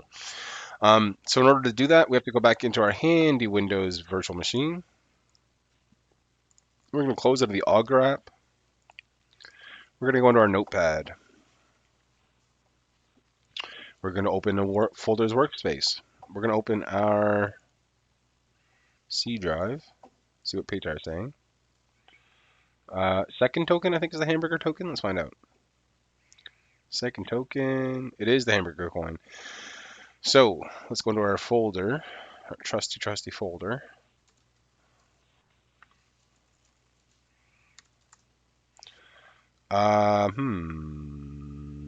What I want to do is connect using Truff Console. Actually, there's a better way to do this. We can check this out right on. No, I mean, let's redeploy anyway, just in case that this coin wasn't deployed. So let's do Truff migrate, reset. See if we can deploy on Rinkeby, because I think that's where we had an issue the other days that we couldn't deploy on Rinkeby. My camera is up again. I can't really see when I have the camera in the right spot. It's unfortunate. Hopefully I'll be able to get a new camera in the very near future. So that should be in a better spot. So right now we're deploying our token that we're going to use to interact with the MultiSig contract. And then what I need is I need more MetaMask addresses in order to get my 2 out of 3 confirmations for the MultiSig.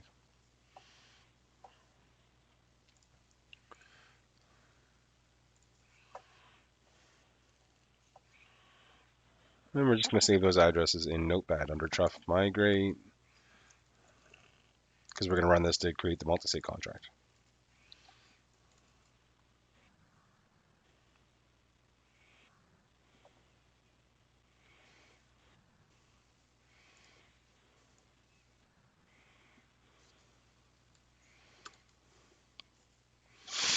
And here we're deploying our hamburger coin.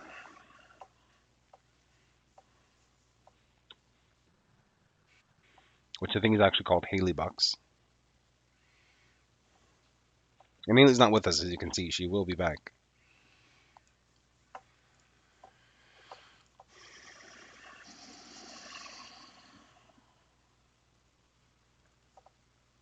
Here's our Haley coin address on Rinkeby. So what I want to do now is go to my Ether wallet.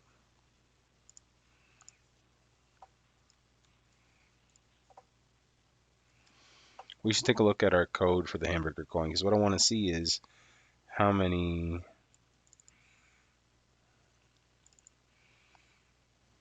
decimals we have. We have 1 decimal for the Haley Bucks coin. So here's Haley Bucks here. So I want to take this contract address and plug it into Mu.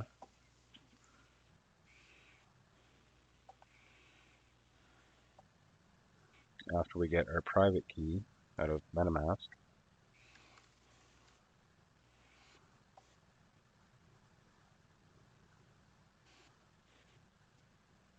We want to put Mu onto our Rinkeby net.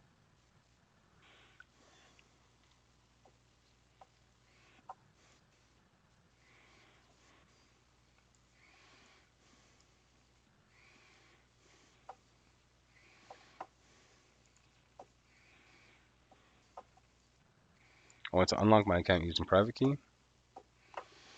I want to add a custom token using this token address. What was the token symbol again? HBX. And 1 decimal.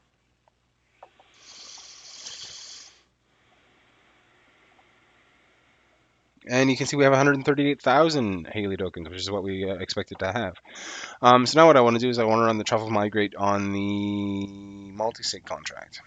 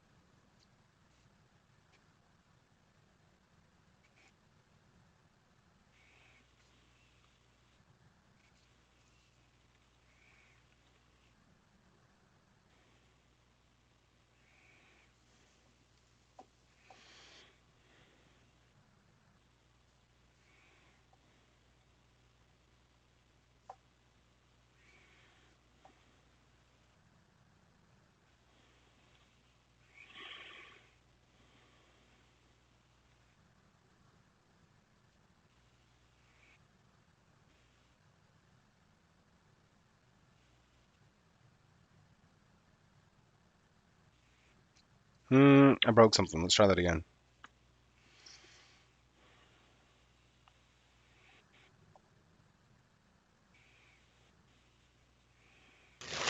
Hello, Haley. Hello. How are you? Good.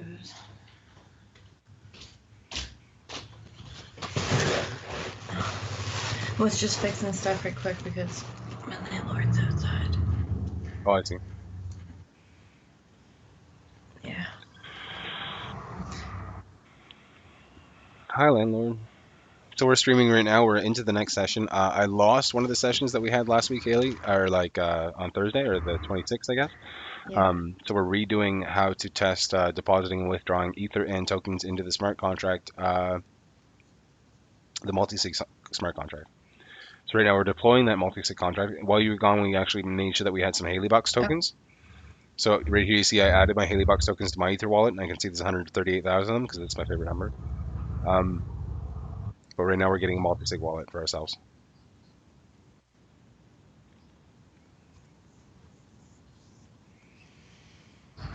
Now, I really don't know how to use my Ether wallet to interact with a contract. You're glitching. Am I?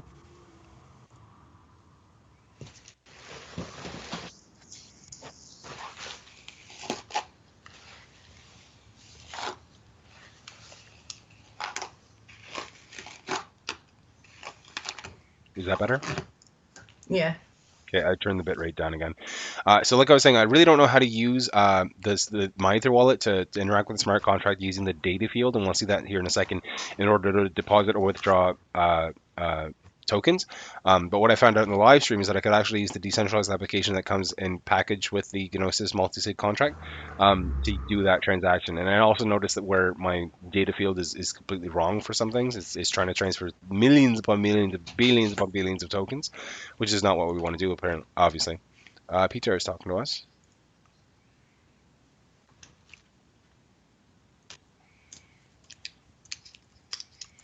Apparently my live stream is not working.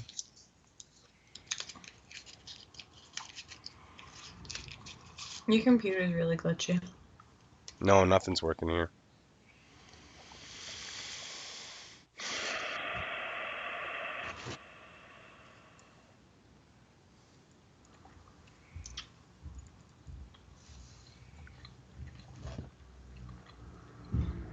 Is that better?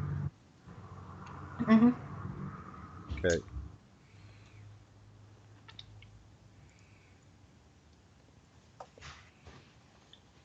Okay, it looks good now, says Peter. Okay. Anyway, we just deployed our MultiSig contract, and we're going to interact with it using my Ether wallet. So here's the MultiSig wallet. Now, in order to find the ABI for this, we have to run. No, I think it's already included in the Truffle directory that we have.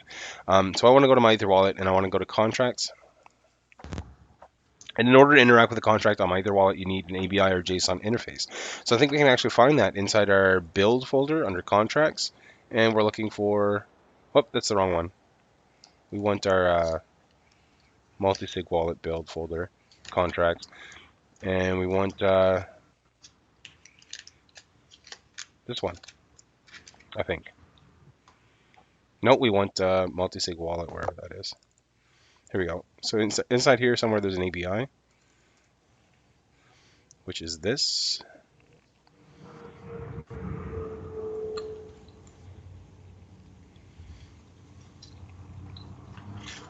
Down to here. And we'll throw that in my Ether wallet and access the contract. Here's our contract, here's our functions. So the first thing we need to do is actually deposit some money into this contract, some Ether, or some Rinkeby Ether. So I go to my Rinkeby account. I go ahead and I send 1 Ether to my contract.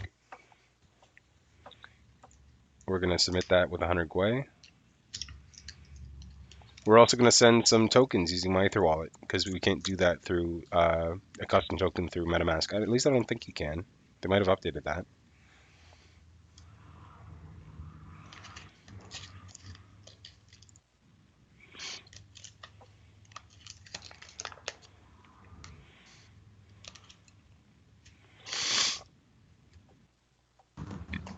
I don't think you can send a token.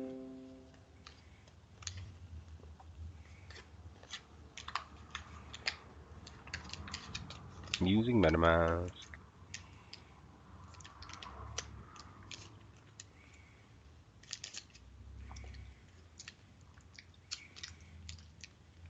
Nope, you can't. So let's go ahead and go into my Ether wallet under Rinkeby where we are.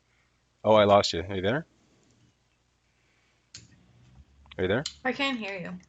You can hear me or can't? Cannot. You can though now, right? You can though now, right?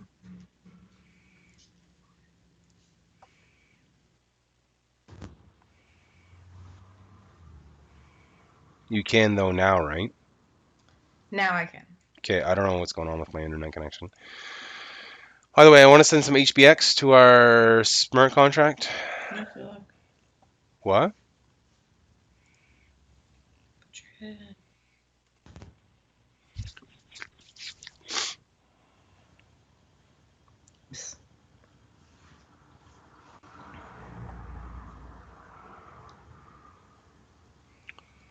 So this is now, we've now deposited Ether and tokens into the smart contract as soon as this particular function sends. There we go. We have a transaction that we can look at on my Ether wallet or on Etherscan. Let's pop it open in Etherscan. Rinkeby.etherscan.io. Make sure this works.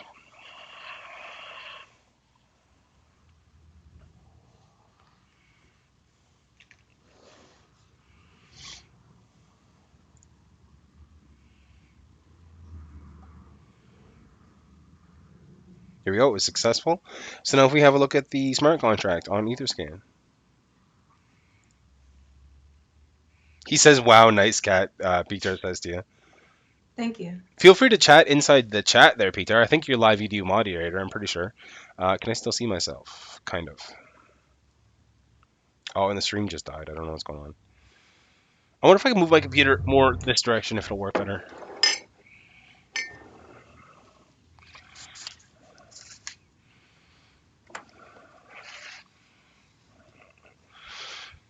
More in the direction of the Wi-Fi signal.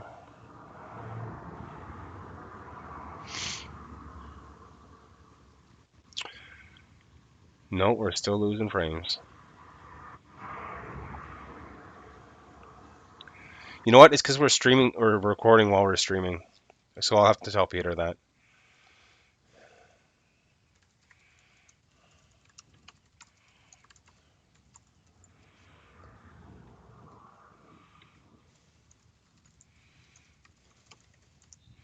I need a better computer.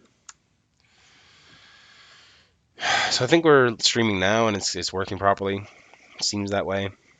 See myself. See everybody in the room. Let's go back to our Etherscan here. 20 seconds ago, we did a transaction. I wonder if we have ERC20 token transactions.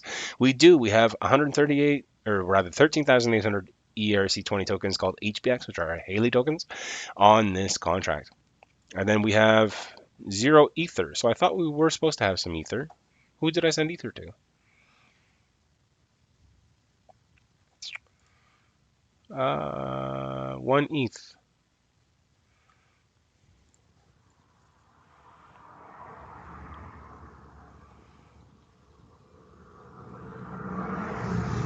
There we go. It's got 1 Ether and... Oh, we're using the wrong contract, I guess. Is this one on contract? No, this is the wrong one. Whoopsie daisy.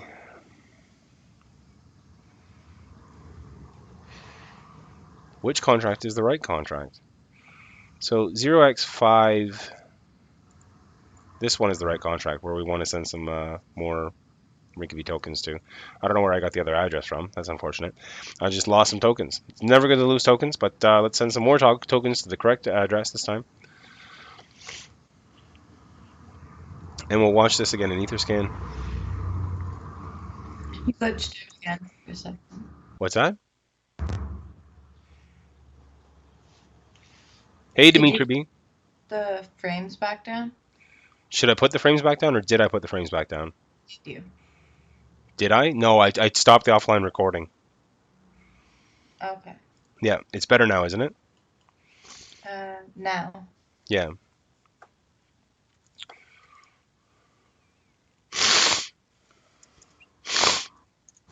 Oh, I'm losing my my breath. Okay, so here we have a successful token transaction, and this is going to the correct address this time. So now if I refresh here on our Etherscan, we'll see that there's now some tokens on our contract. We can see them here under token balance, which is great. So I guess what we need to do now is withdraw some of this out of the smart contract. Now to do that, you would think, how do I access a smart contract? I don't have a private key for it. I need a better PC is what me and Peter are talking about there in chat. So how do you access a smart contract that you don't have a private key for? Well, basically the functions on the smart contract that we can get by accessing the smart contract on an interface like Mu or Parity allows you to do these kinds of transactions. So the one we're looking for here is called submit transaction, which is right here. We can use a destination address, a value in Ether, which is actually in Wave. So we need a converter here. ETH Wave converter. My Ether wallet. Unit converters and ENS debugging on myetherwallet.com. So the first transaction we're going to do, and this is going to work properly using MyEtherWallet, is going to be 1 Ether, which is this much way.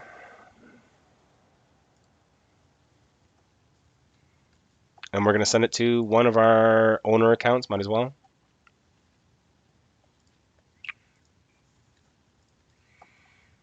And the data can be empty for this one. We'll use a private key for one of the owner accounts. So one of the owners needs to generate or submit the transaction, and then another owner, because we have 2 out of 3 multisig here, meaning that 2 signatures need to confirm any particular transaction. So we submit it using one, and then we go ahead and confirm it using a different account. So we're submitting it using account number 1 here. I'm just going to put a gas limit of 900,000 in here, generate the transaction, and sign that transaction. Oh, it's too much gas, I guess. Sorry about that. Let's just do 300,000, I guess. Here we go, we have a transaction. So once this transaction is successful,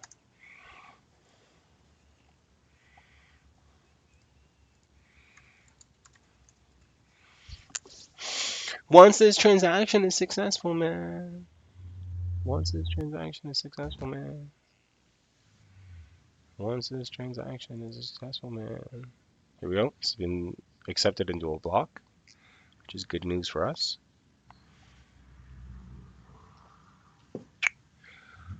Here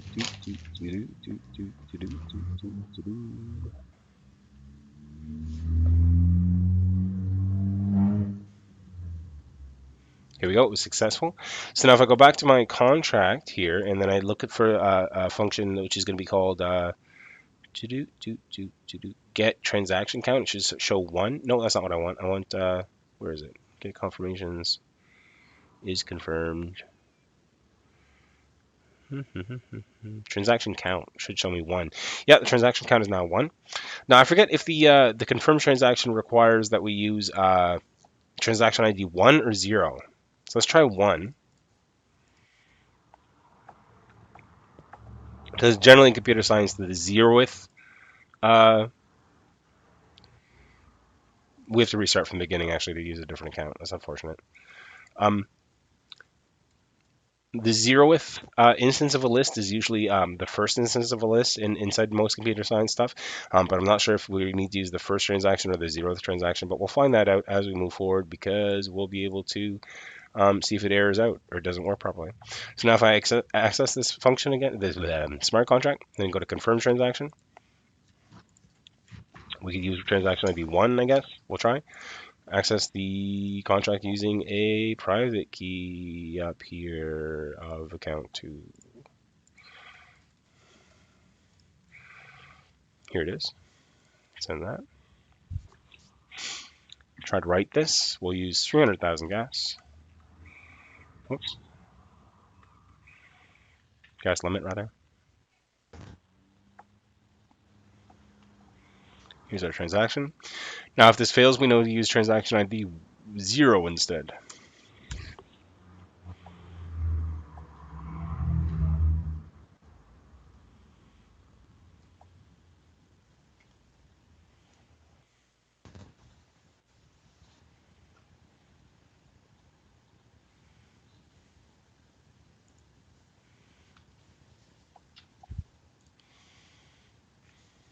It failed, which means we need to use transaction ID 0, as I suspected.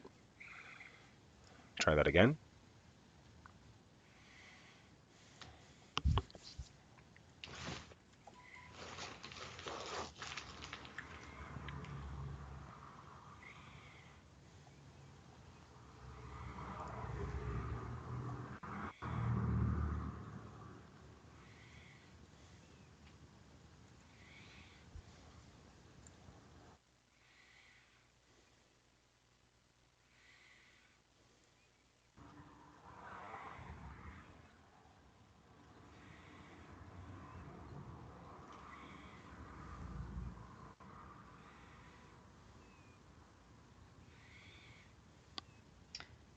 Did it freeze? Did it? It looks like my internet's breaking. Are you there? Yeah, I'm here. Okay. I don't know where he just told me less than a minute ago.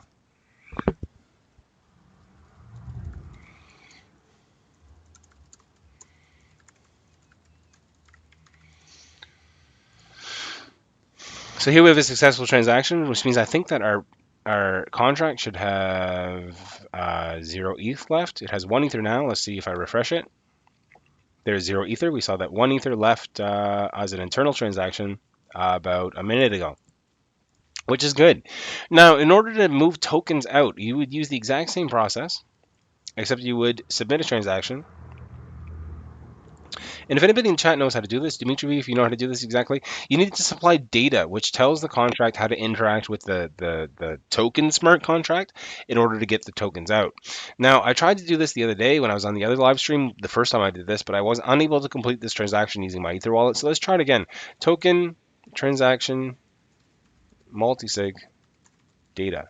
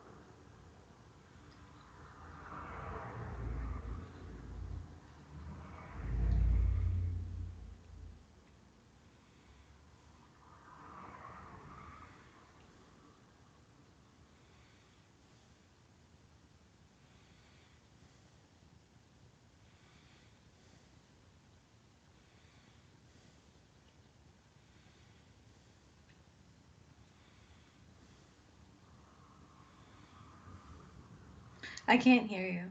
No, I'm not talking. I'm trying to figure out how to get this this information I need. Okay.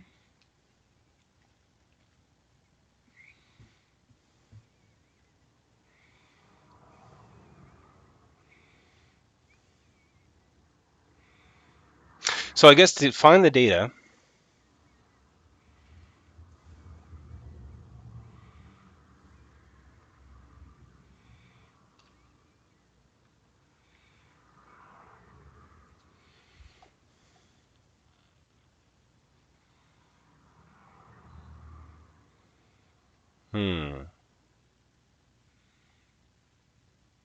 well, I don't know, but I do know how to get this to work properly. So to get this to work properly, we're going to go in the dApp folder. We're going to do npm run start. And we're going to go ahead and launch our dApp on localhost 5000.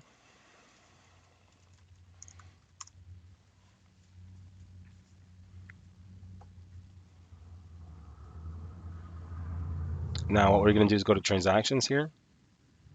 It sees our multisig wallet. Or is this the wrong multisig wallet? What we need to do then is we need to add another multisig wallet, which is our deployed wallet, which is going to be multisig 2. And we're going to use this address. So here's our multisig 2 wallet.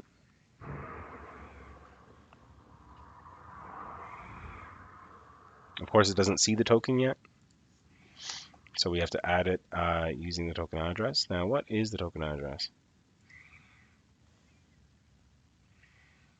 Is this the token address? No, this is a different thing. But we can find the token address this way. Here it is. There we go. It pulls all the right information in. So here's our token. We're going to withdraw these 13,800 tokens. We're going to send them to one of our owner contracts, or signatories, like account 2.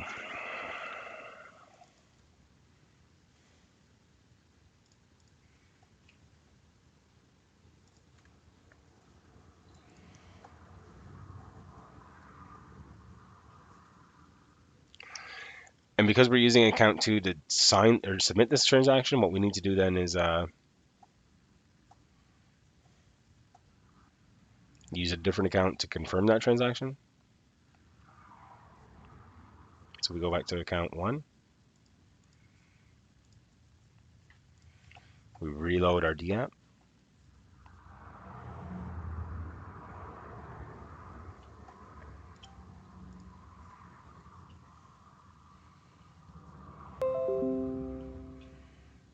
What am I looking for? Transactions. Submit transaction, 0 ETH. Oh, here's the data that we've been looking for. It gets it on its own, which is good. So here's my, what am I doing here? This must be it. So I must, what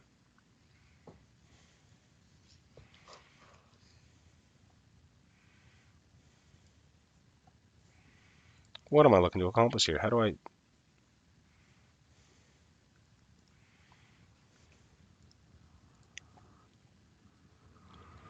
confirm this transaction? There we go. And we send this transaction. We're going to pay 100 Gwei on that.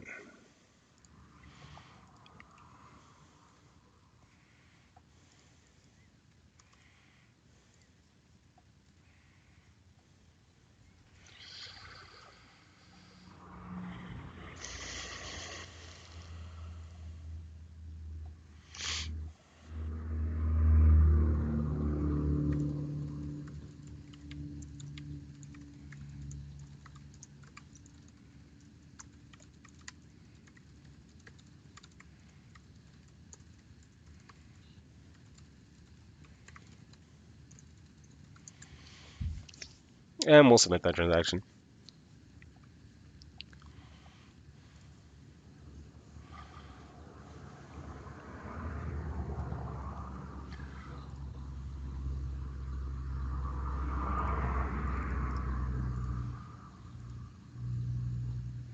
It's been confirmed.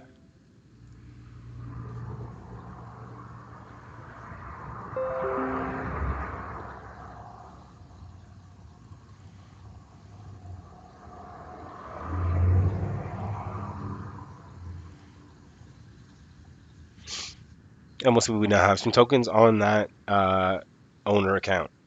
13,800. Now we can send those tokens anywhere we want out of the smart contract. It doesn't have to be to an owner account. It's just happenstance that we have an owner account. So did that make sense? All that stuff, Haley? Like, except for why I couldn't figure out how to do it through my Ether wallet, I guess.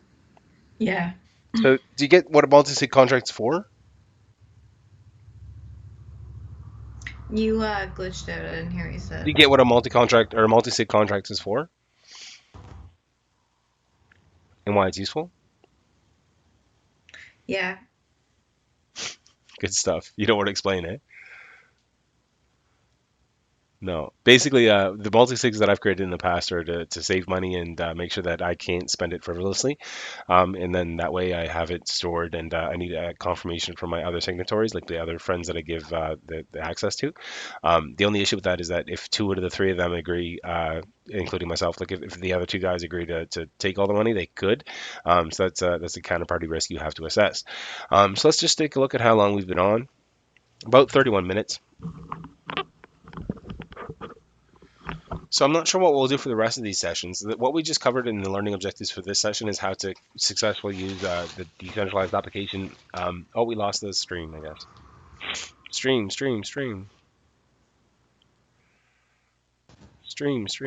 Hello, guys. Hello, everybody. There we go. What we just covered in the learning objectives for this session is how to use my Ether wallet and the package decentralized application in order to send and receive Ether and tokens from this multi-sig address. And what we'll cover next is how to build our own little decentralized application that shows some of the basic functions like submitting a transaction and confirming a transaction, at least for Ether, of the smart contract.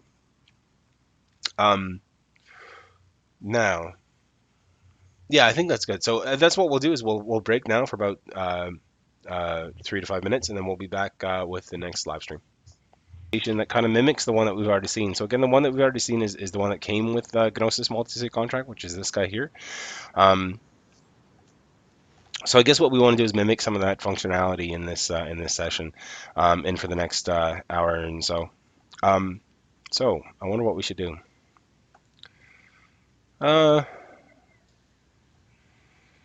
We might hard code it to use the multi-sig contract that we have.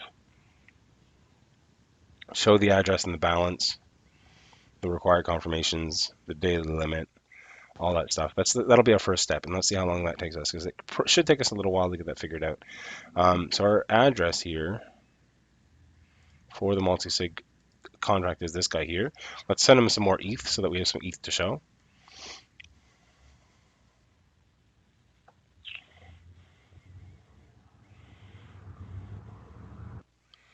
Wrong account. We can send a 0.97 though. 0.9.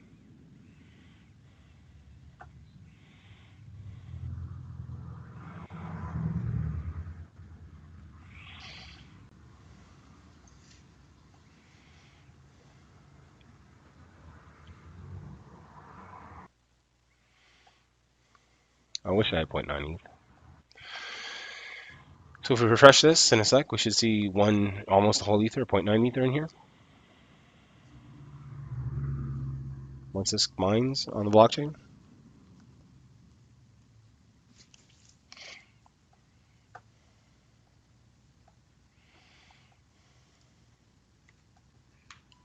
Here we go, 0.9 Ether, there we go.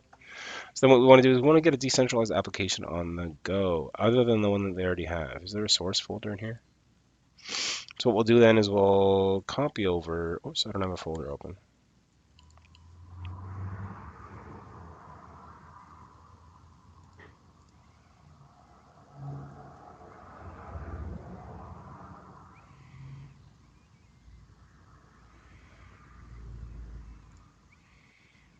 So we have some setting recommendation here.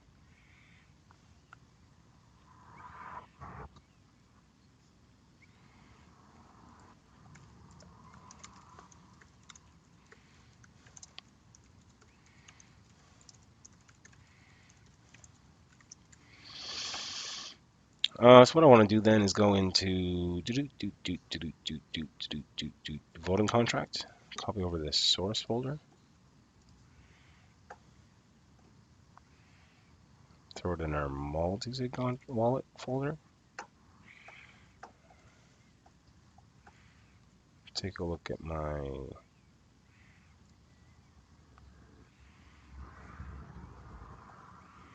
I'm not sure how to get that to run that.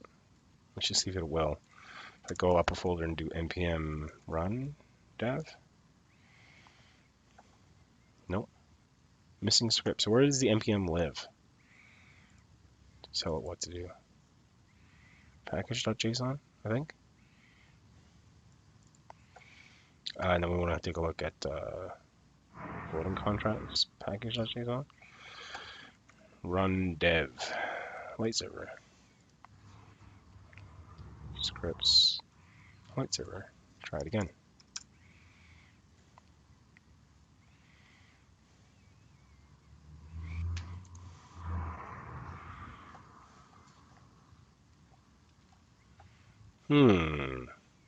Light server is not recognized. So that means we need a dev dependency or dependency that we don't have of light server. Then we just need to run npm install again.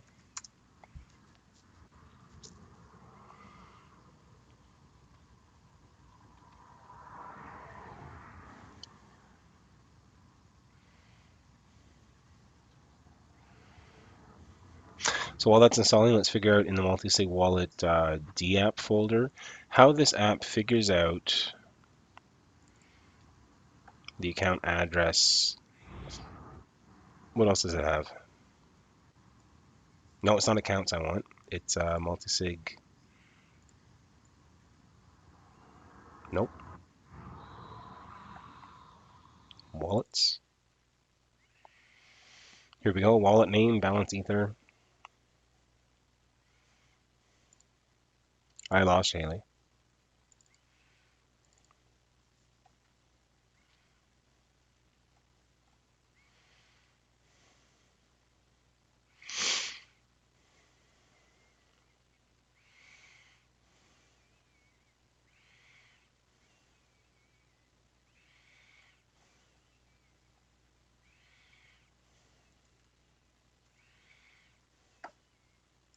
Did I lose the stream?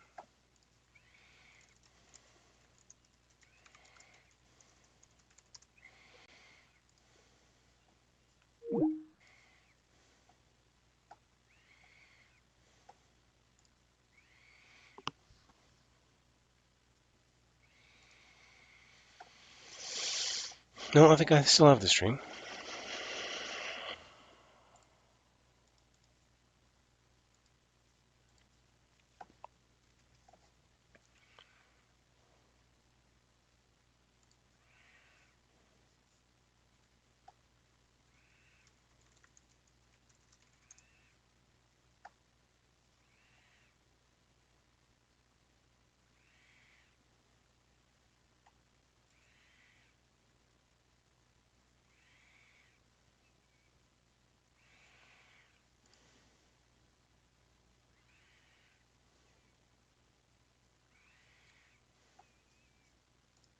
Anyone? Somebody say hey in chat if they can see me or hear me.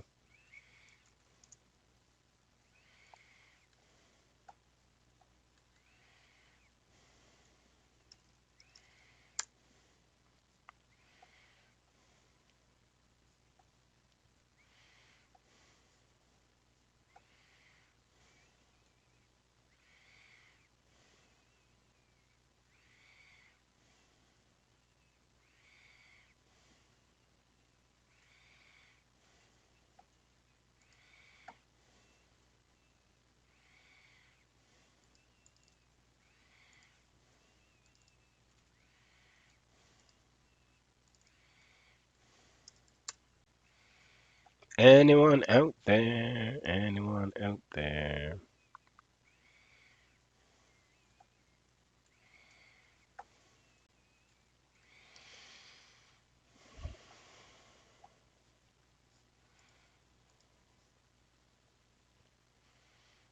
Is there anyone out there?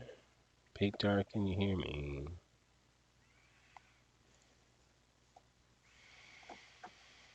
Can anyone hear me?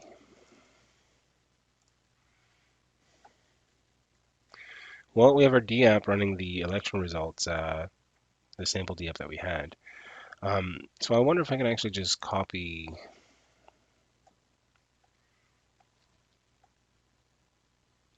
most of this.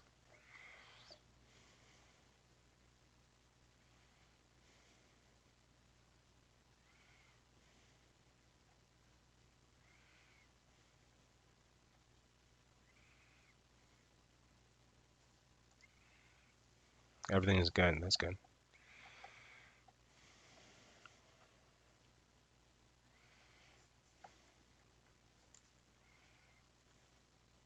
Awesome. Good stuff. I want to look at controllers here, see if I can find the controller that gives the wallet information.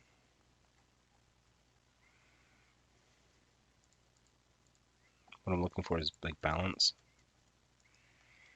Yeah, it's right here.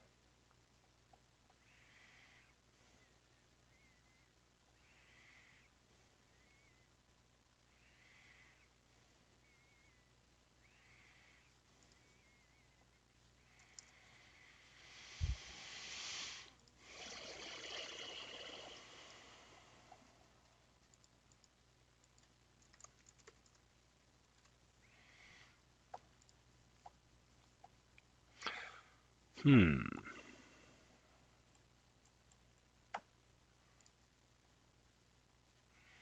Hmm.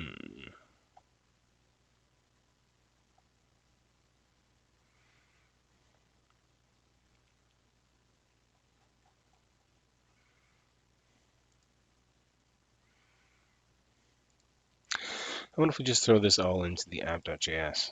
What'll happen?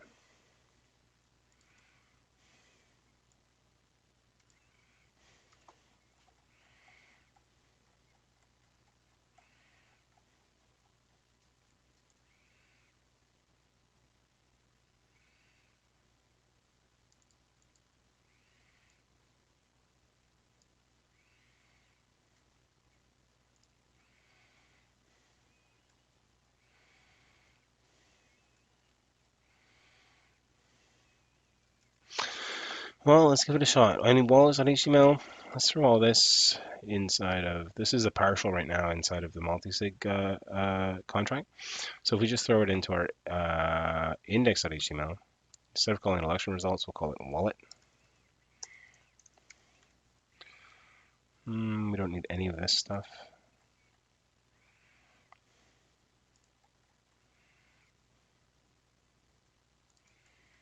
Throw this in. See what happens now.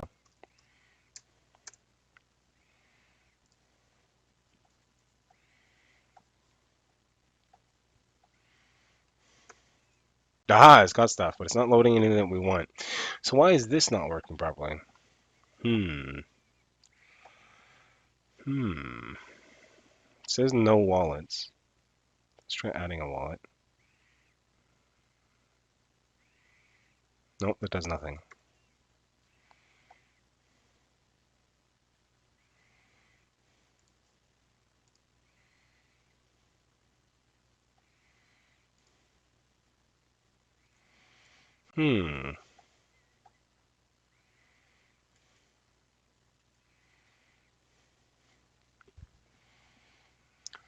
So it looks like one of our servers, the MultiSig wallet, is using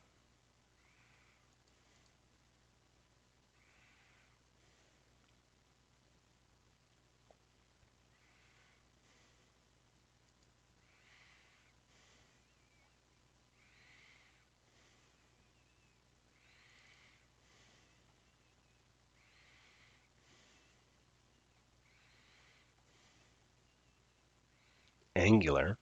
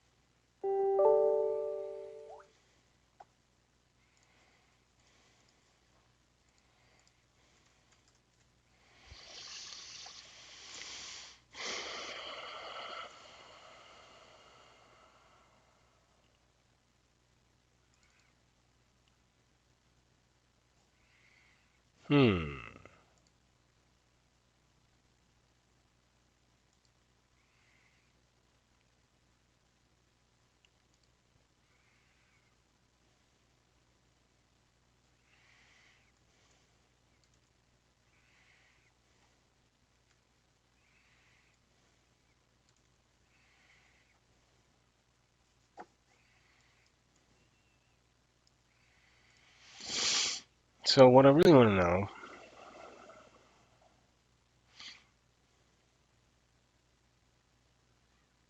is this. npm run start. How we can throw this into scripts. Then do npm install first, because we gotta get those dependencies in there, like Angular and the rest of them. Nope, something broke. I broke my JSON. In package.json. Somewhere in here I broke it.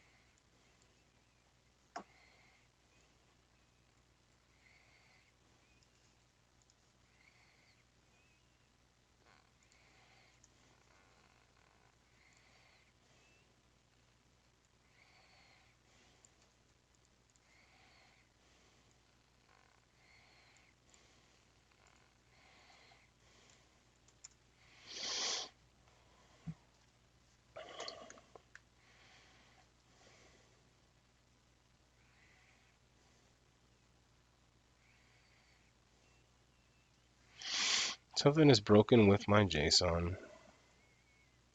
Wonder what it is.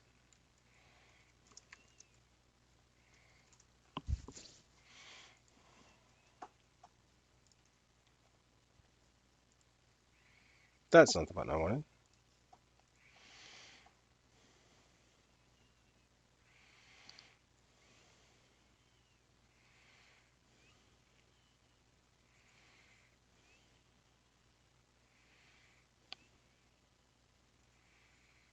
Oh, this should be a comma here. That should fix our JSON. Now we're able to do npm install and get some dependencies on the go.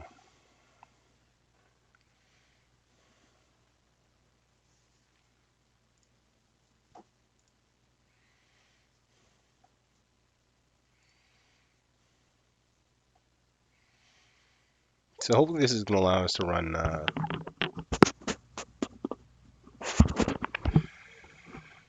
the code using Angular once we install all these dependencies and then run npm start dev or npm start. What is it going to be? npm run start is what it's going to be. We'll run the other kind of HTTP server, not the light server, but the other kind. I guess a full-fledged server.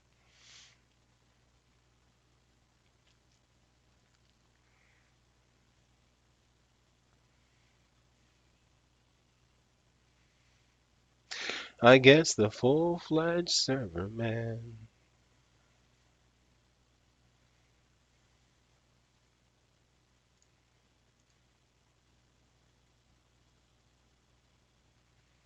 So do we still have a wake cat, rather?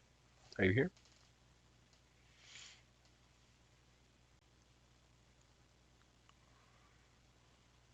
Queue overflowed. That's not good. I wonder what sort of queue it was. I wonder why it's overflowed. Poor queue. Porcupine, porcupine. I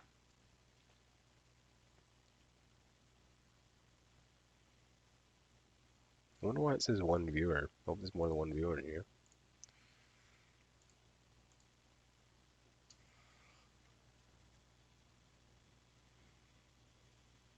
I don't know what this queue overflowed error means. But we're nearly done installing our dependencies here.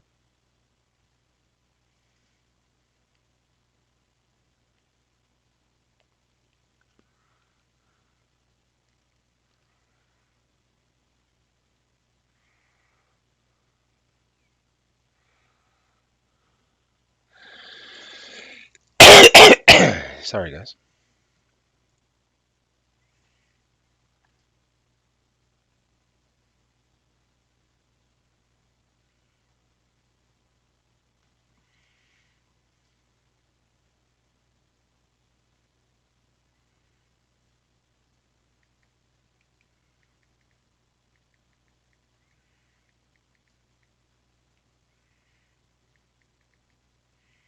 Now it's running some Python stuff.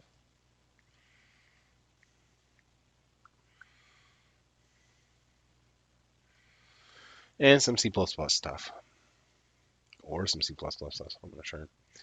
But it's installing everything we need to run Angular and everything else that should pull this information the way we expect it. Rather than just displaying the good old blank stuff.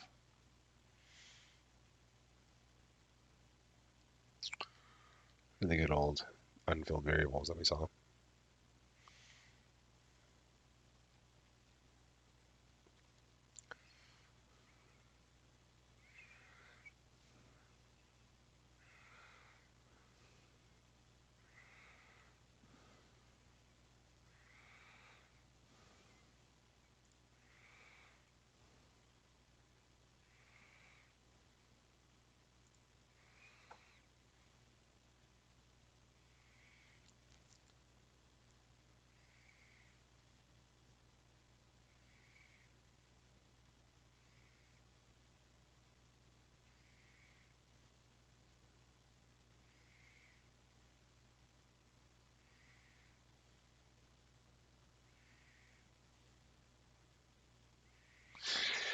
It's still building stuff. It's still building stuff.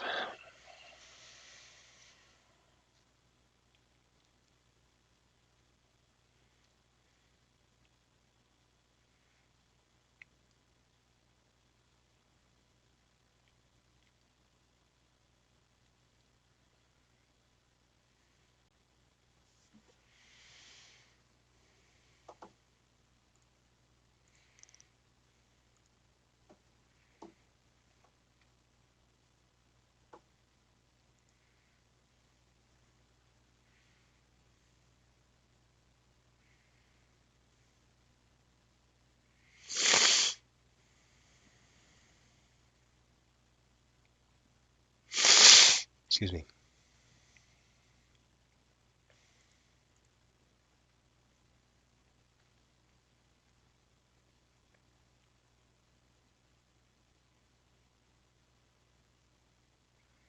Alrighty then, let's try npm run start. See what we got.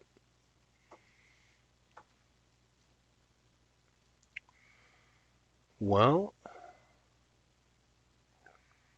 it started the web server inside the dApp folder, which is not what we're looking for.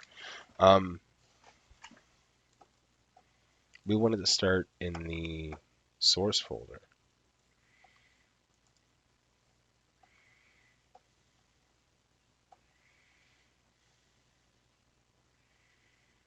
cd source and npm start.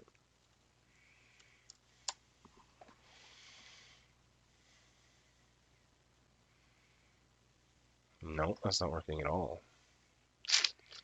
So let's see what's in this dApp folder for package.json under start.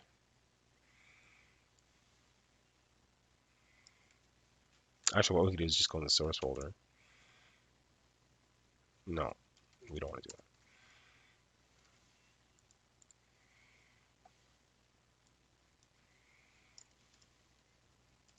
Let's try that. Whoops.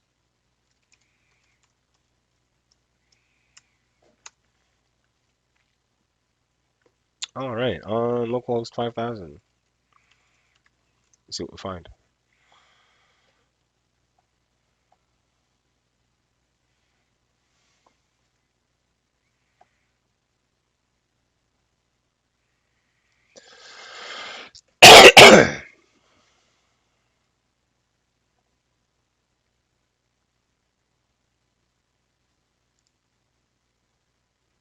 We found this dApp, which is not what we wanted to find. So let's try that again.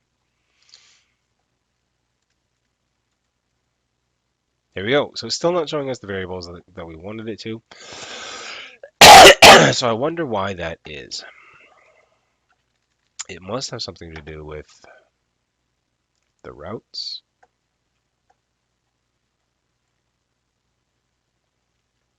Nope.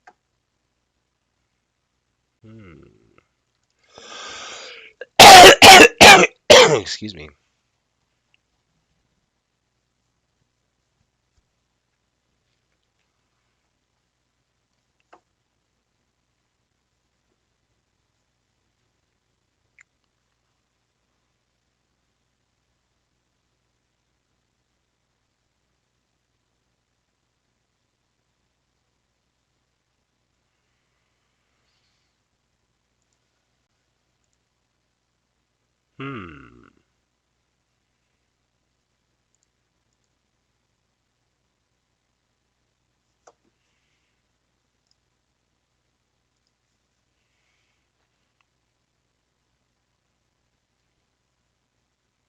All right, let's take another tack here. Let's just copy over the entire dApp folder into our source folder.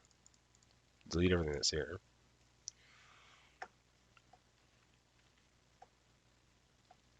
Let's just try customizing the decentralized application that came prepackaged with the MultiSig Wallet from Gnosis. And this is just going to take a little while to copy, and then we'll get started. Actually, I guess we don't have to do that. I guess we could just use the folder that already existed, which is the dApp folder. No. So what I want to do then is go back into this and do cd dApp and npm start.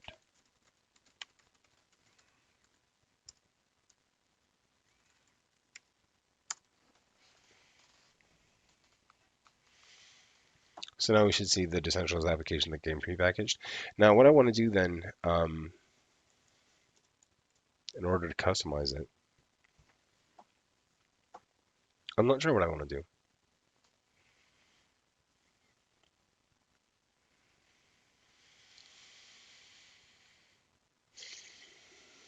Maybe what it'll do is make the wallet's endpoint default to one of these smart contracts.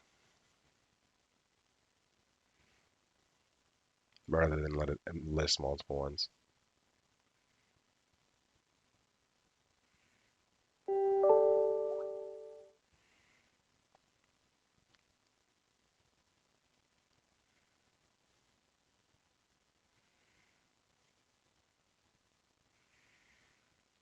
Hmm.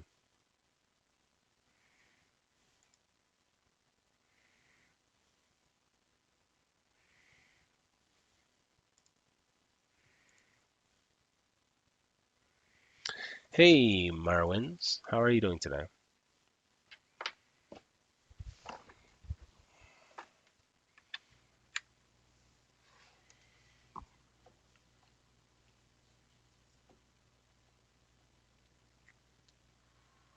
I mean, maybe my thinking is just flawed.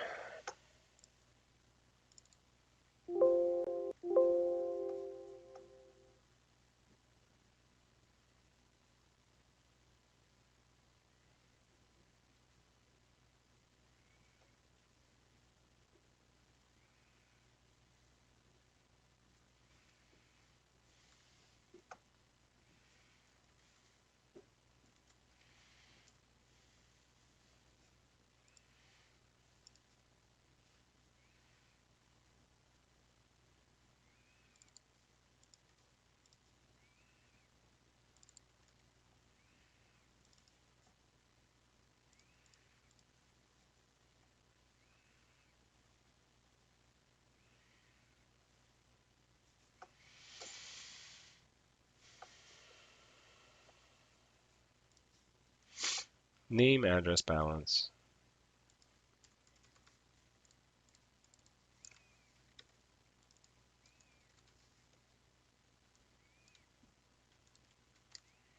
Require confirmation daily limit.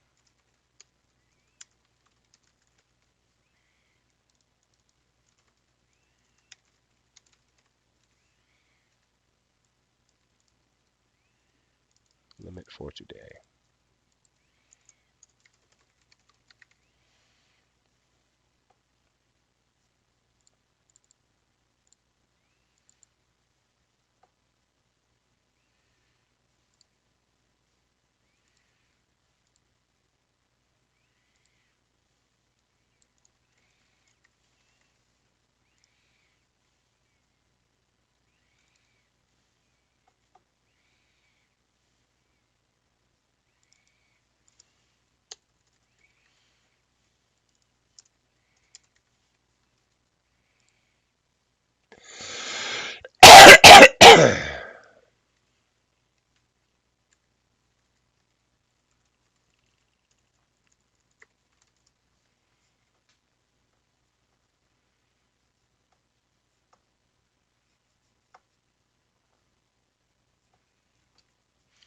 So we've changed some of the HTML around. Now we're going to go ahead and go to the JSON, or the JavaScript rather, into app.js to make this do different stuff. So candidate result.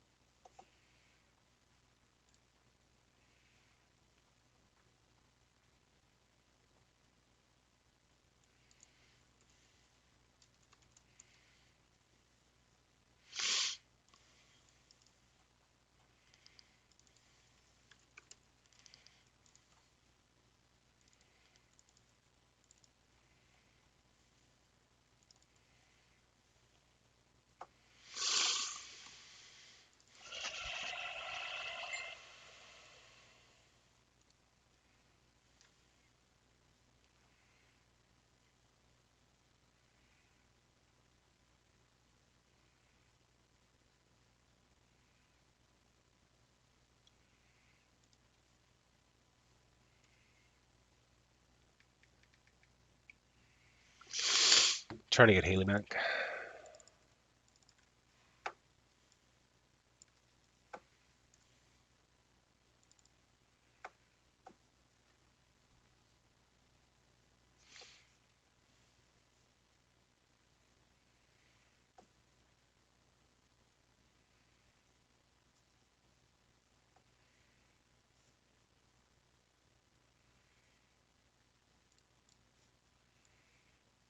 That's not what I want.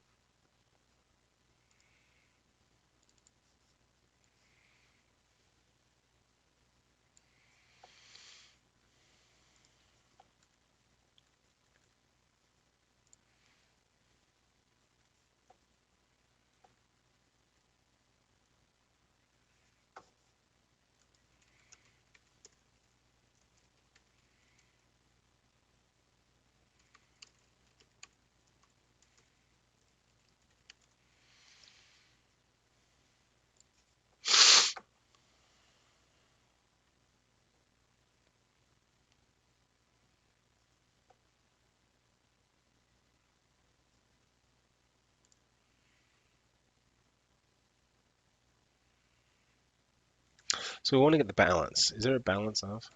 No.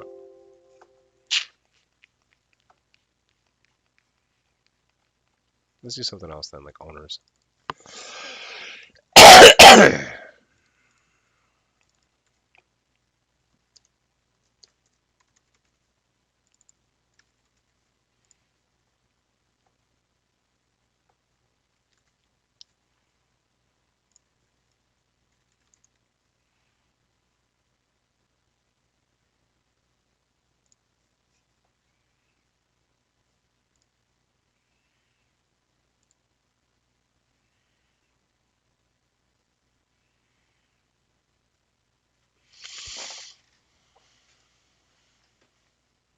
It returns a list of addresses.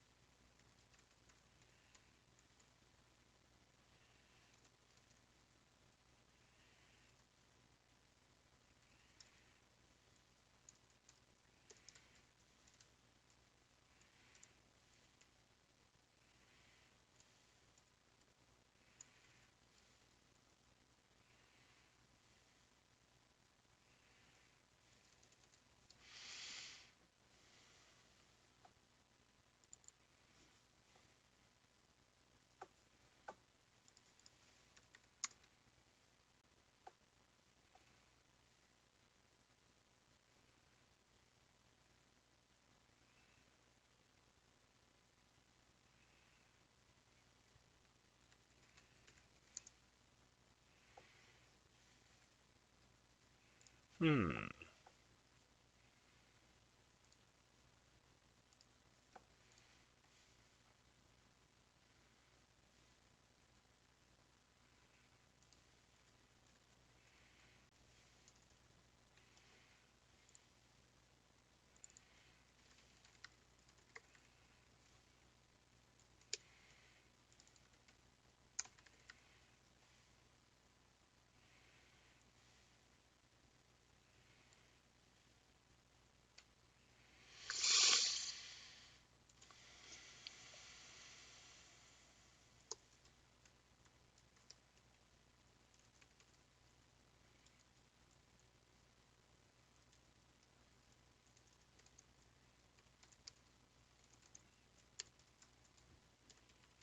So if I'm right in my thinking here, we're going to have 3 owners returned and the transaction account returned. So we're not actually going to have name, address, and all that. We're going to have owner number 1, owner number 2, owner number 3, and transaction count inside of our returned array.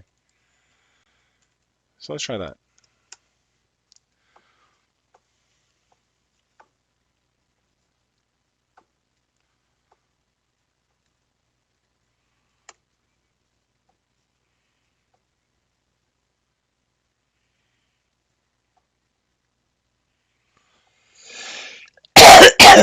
Let's try to find election.json. So where does that live?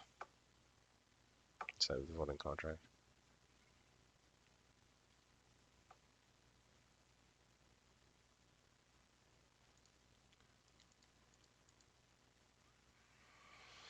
I wonder why it's trying to find election.json.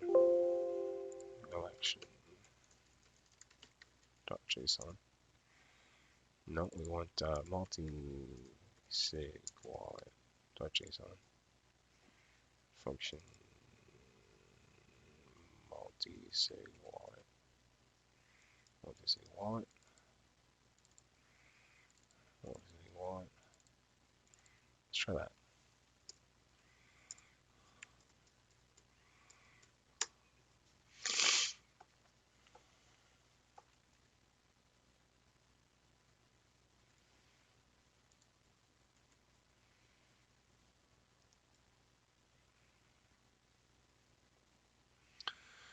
Well, now we have no errors, but we don't have the loading screen disappearing.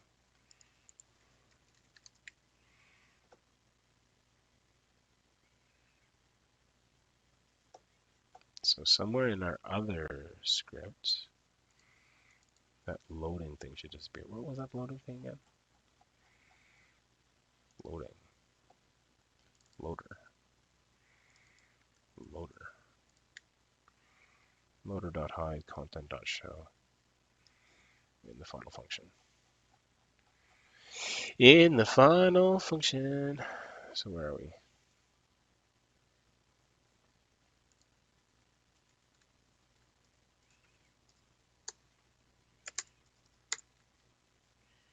Aha! It did stuff. Well, it's got my it's got some of my stuff.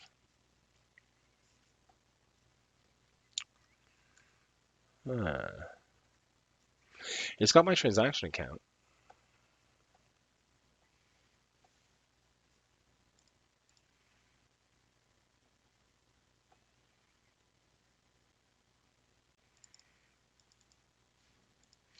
Let's try console.log owners.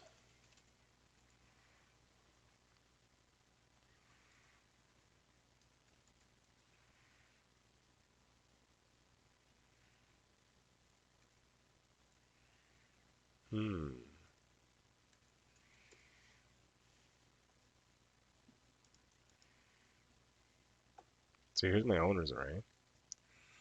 Let's try starting it at 0.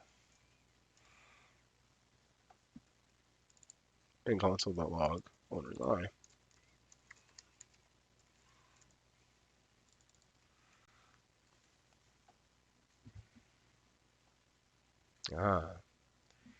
So we want owners.length probably instead of owners. There we go.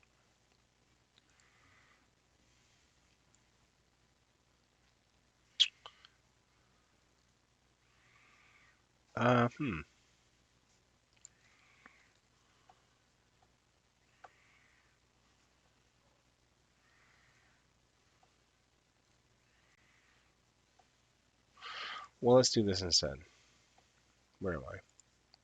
Instead of this, owner 1, owner 2, owner 3, let's just do owners in the first table row, table column. And we'll do BR instead of TD. Try that. Now, why is that not working? And why is it giving us an undefined? Less than equal to. Let's try less than that. So, how do you get this code to work, this TD here?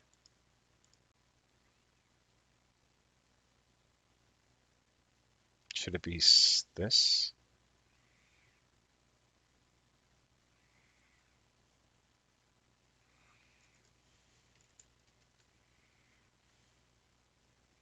Nope.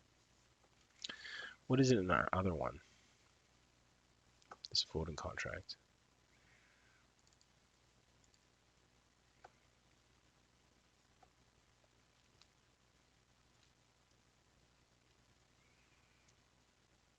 TRTH.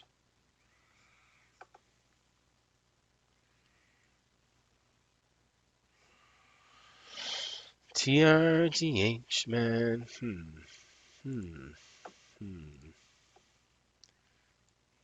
Table row. Table H.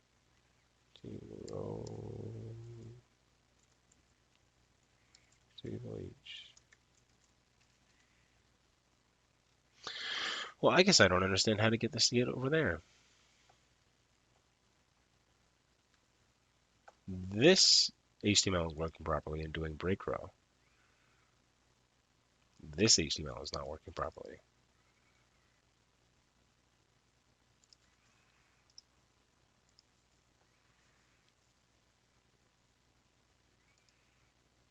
BR.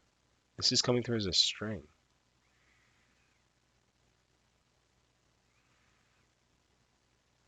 Oh, my table doesn't exist the way it's supposed to inside the index HTML. Well, yeah, it does. Owners and transaction count.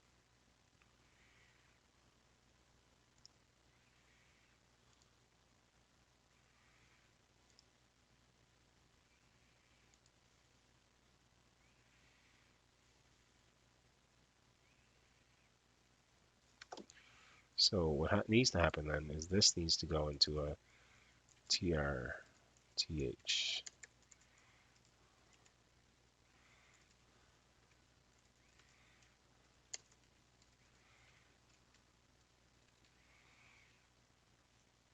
No.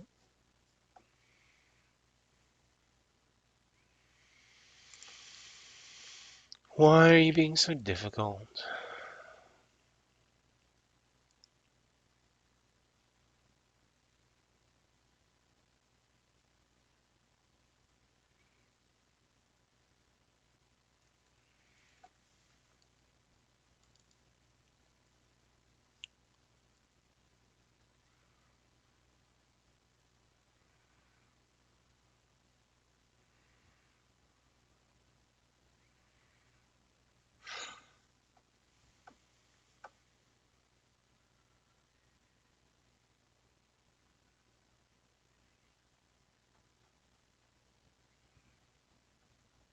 It's probably my novice understanding of tables.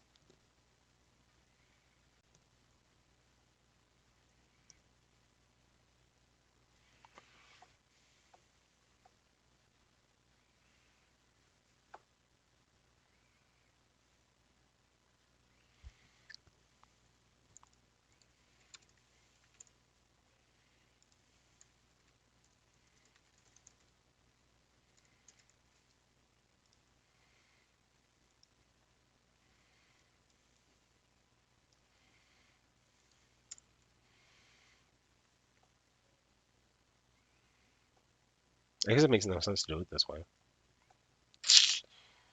Oh well.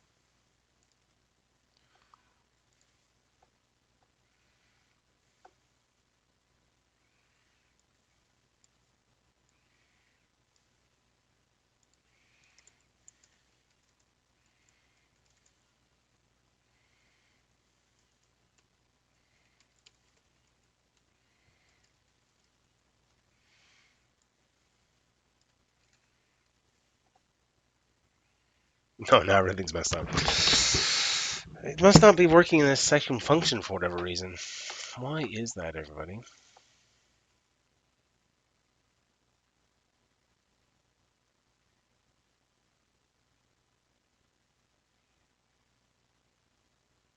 Hmm.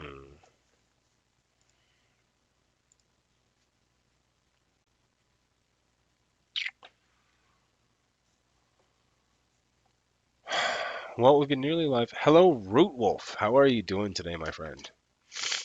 Glad to see you join. Unfortunately, we're nearly at the end of this particular session just because we've been going for 45 minutes so far. If I take a look at the project playlist, I see that I have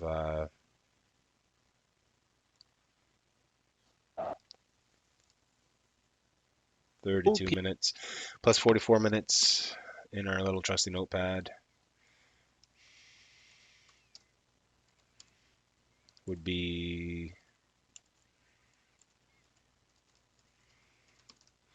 2 hours plus 34 plus 44.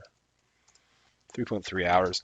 So we're going to do another session of trying to build this decentralized application and getting it to work here probably tomorrow. before I stream a fourth project for the week. So you can expect another live stream or an offline recording to finish off this particular project. What we just covered, by the way, is how to basically build a decentralized application. Using the contract that we deployed for MultiSig, and then I got caught up in how to make this table work. I'm not exactly sure what I'm doing wrong, but it's definitely something to do with the table code. Either way, the next step then is to go ahead and just wait for the next live stream. We're going to be covering how to test Truffle.js contracts. We'll be doing that for about 4 hours today to get caught up as to where we were, or where we should be rather. All right, thanks very much, and we'll be back in actually at 6 o'clock p.m. Eastern. Hello, people of the internet. Today we're going to go over the MultiSig contract and that tutorial, and we're going to look at how to transfer tokens via my Ether wallet, because I didn't figure that out on the previous live stream.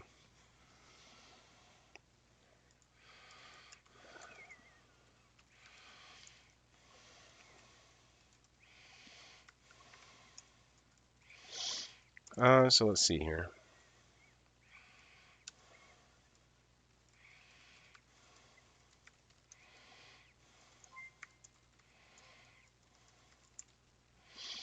So we're going to complete this live stream, or well, this offline recording here today. And then we'll take a little break while I get fiber optic internet to stream better and bring you better quality recordings, which will be on Thursday of this week. So we'll just load the virtual machine.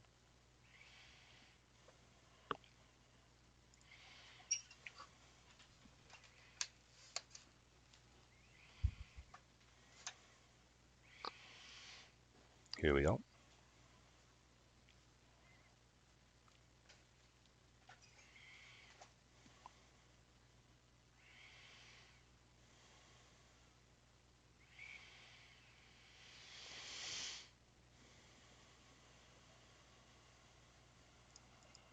Let's have a look. So we know that when we use the decentralized application, we get a data field filled out, and we got to figure out how to create that data field on our own in order to interact with my Ether wallet.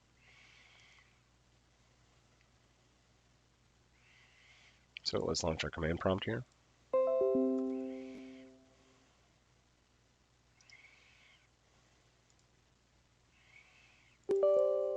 Launch another command prompt.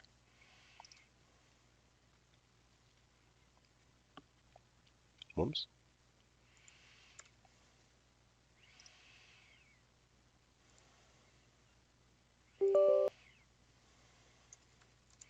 We'll run geth on Rinkeby. Mode equals fast sync. Or quick. Sync mode equals quick. No, light. There we go. RPC.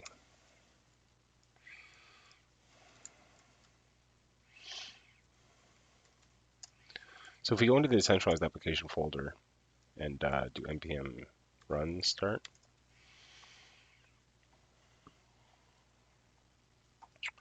and then load the decentralized application,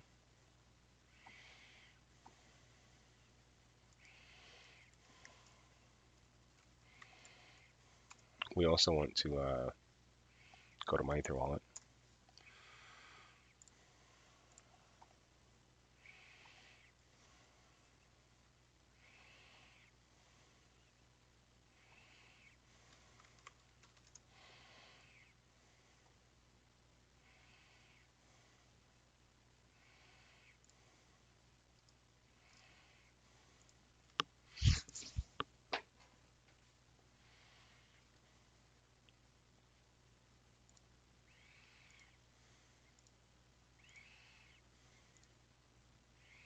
So here we see some Haley tokens on account 1. So if we export this private key,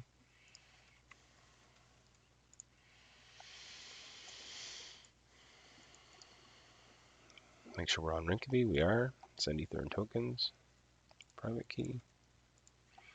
And what we want to do is go to the multi-signature wallet decentralized application. We're going to copy one of these multi-sig addresses,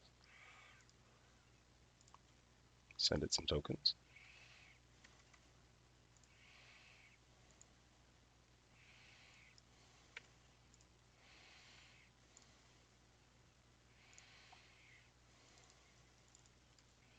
And watch this Etherscan transaction.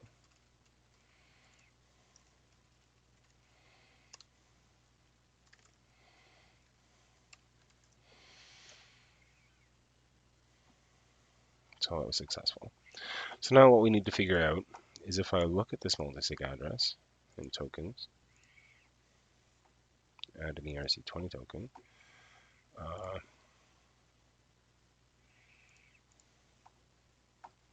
with this address,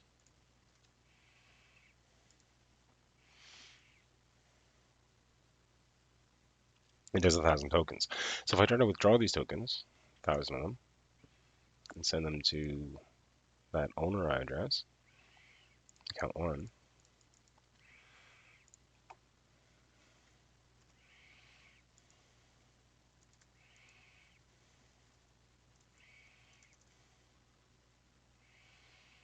it comes up with this data.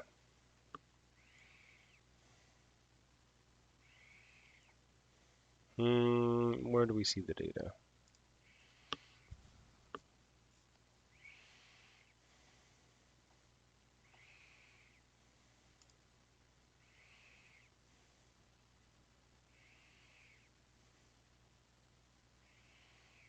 Here's the data. Can I copy this? No, I can't. Maybe I can see it on Etherscan.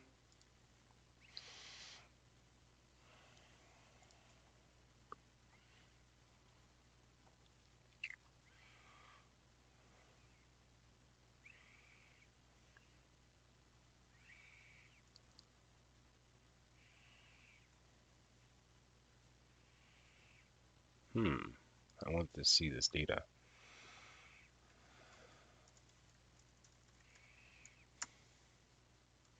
This is going to be tough. 0x89059 CDB. I have no idea how many zeros that is. I wish I could see this data somewhere.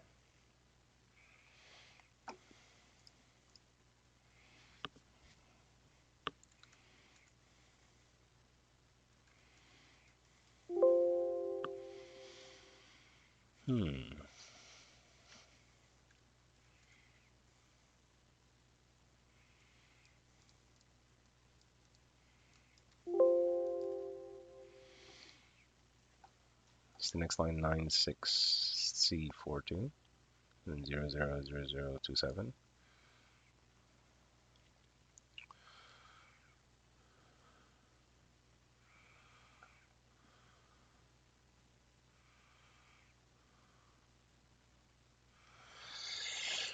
Hmm.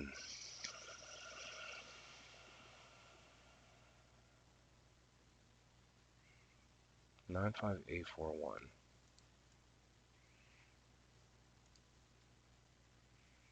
95A41 all the way to 77 and then 96. Yep, 96C. Good enough. Last one ends in 271.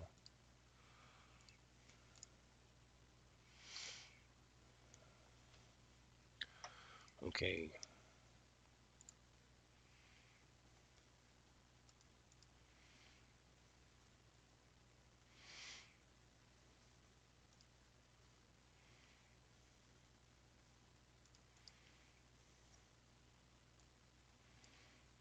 So here's what it got for the data field. 0x this. Let's do that on word wrap. So how do you find data field multisig token?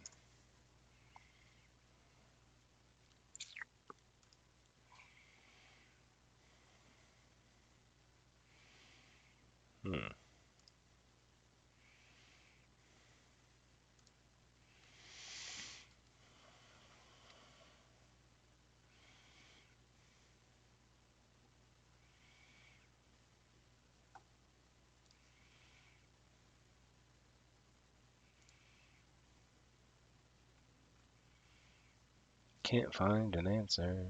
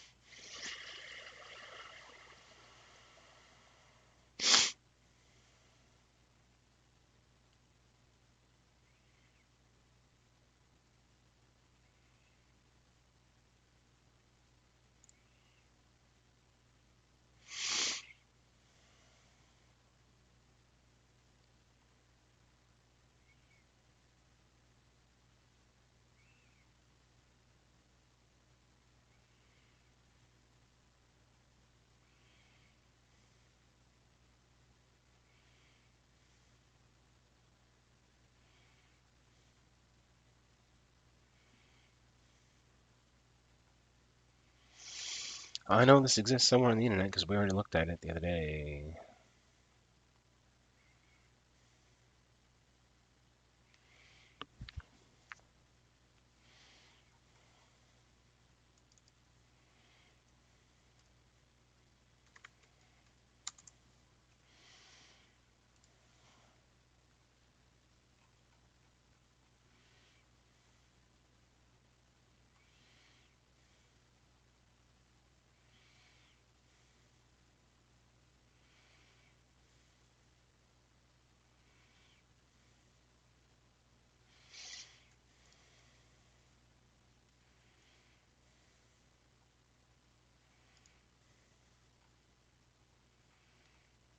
So we want to send 1,000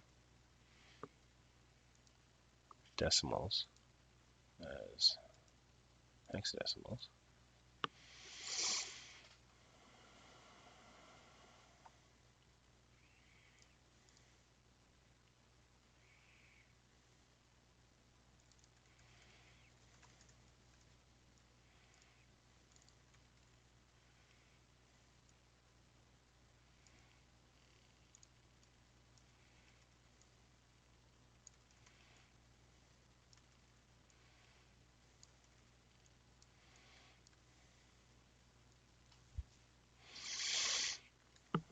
.3E8 doesn't make sense.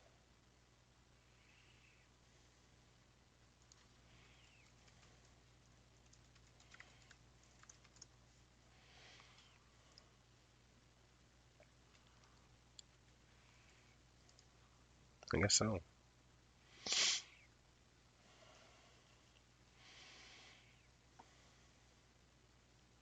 Anyway, the next step is the address we're sending it to, which is this address here.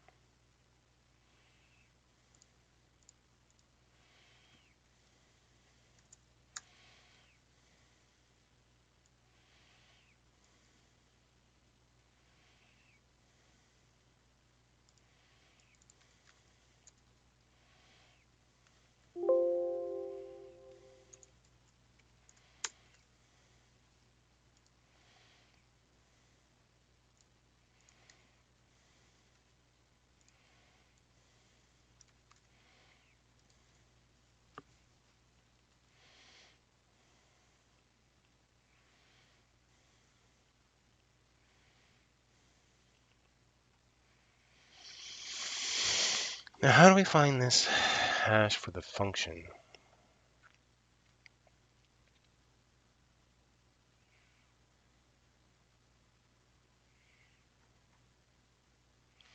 From the ABI specifications.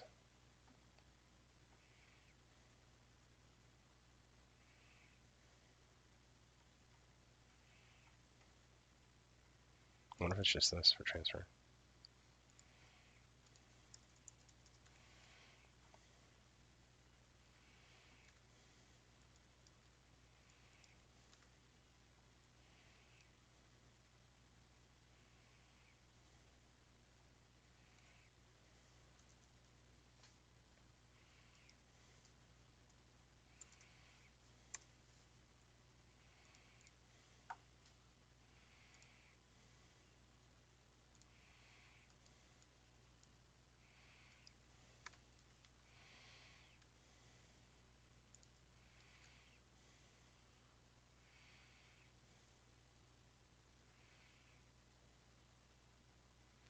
Well, it doesn't look like what we had.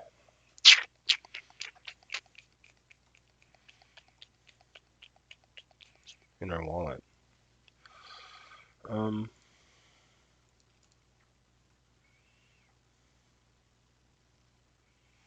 First we gotta send those tokens back.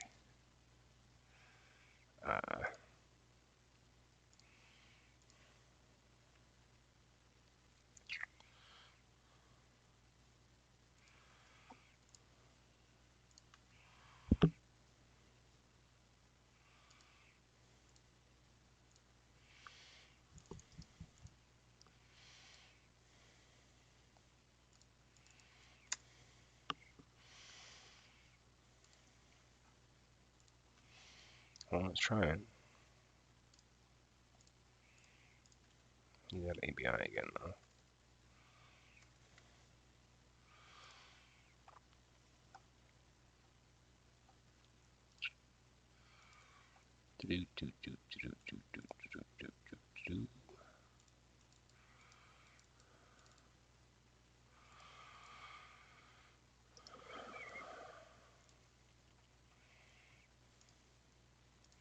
Submit transaction. Destination address. Give me this. Value is going to be 0, and the data is going to be this. See what happens. Private key.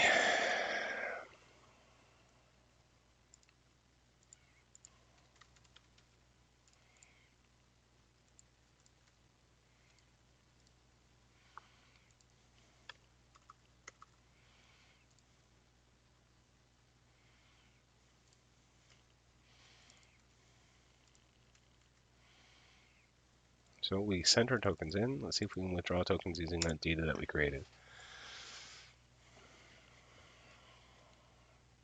If not, we might have to find a different guide. Because it doesn't look like the data that we pulled from...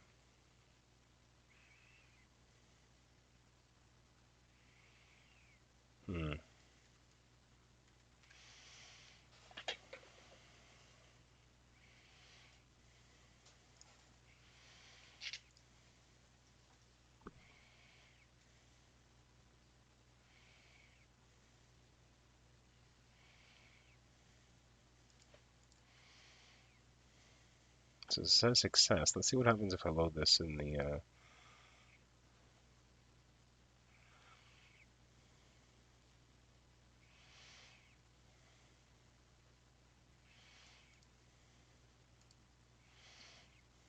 No, see, it says it's transferring this many undefines to another address.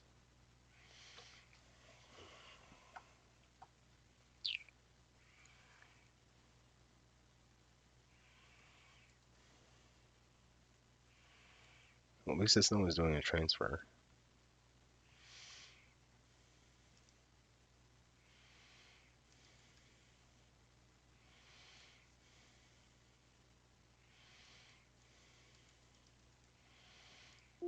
So in the real code, it has the address it's going to.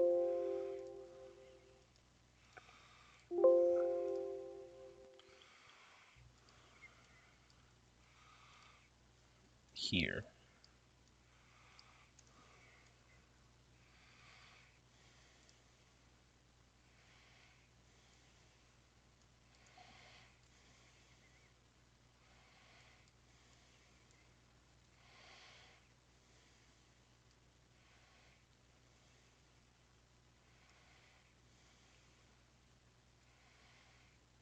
Followed by 271. I don't know what 271 is for. 271 doesn't make any sense because that doesn't translate to 1,000. Let's try this code though.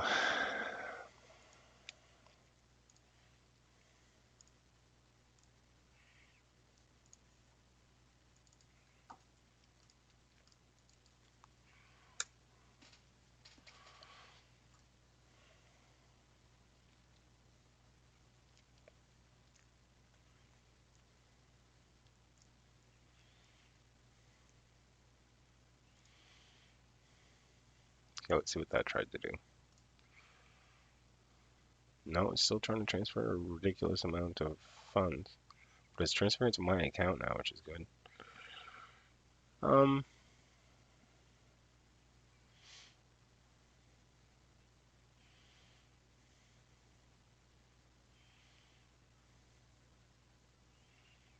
This one should have matched that one.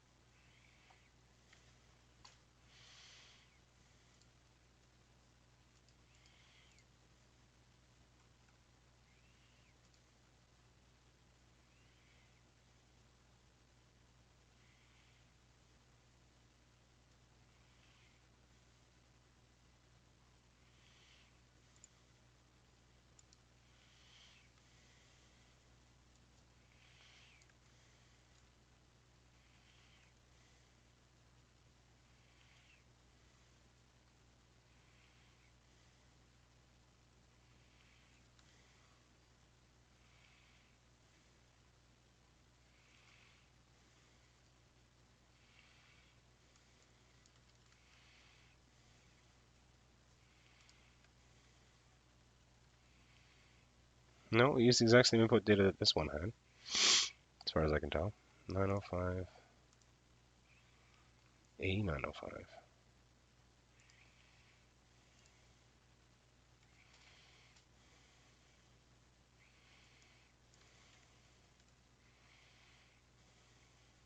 Yeah, A905 is what we had. Let's try this.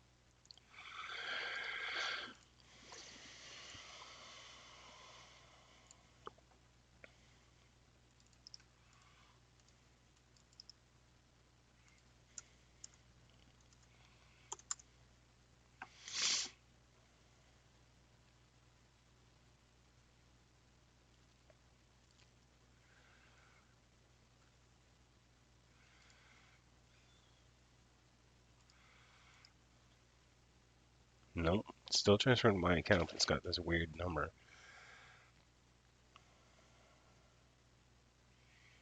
0x A905.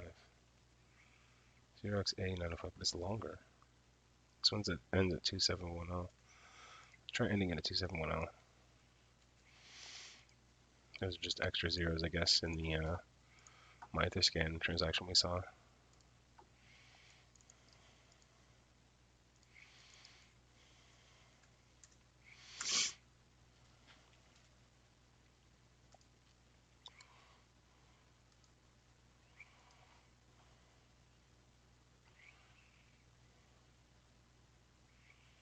My Etherscan, I said Etherscan, sorry, I apologize for that. Just lost in train of thought here. Well, this is included in this block. Well, this is included in this block. Come on now. Okay. Transfer 00 undefined. So how is this different from this?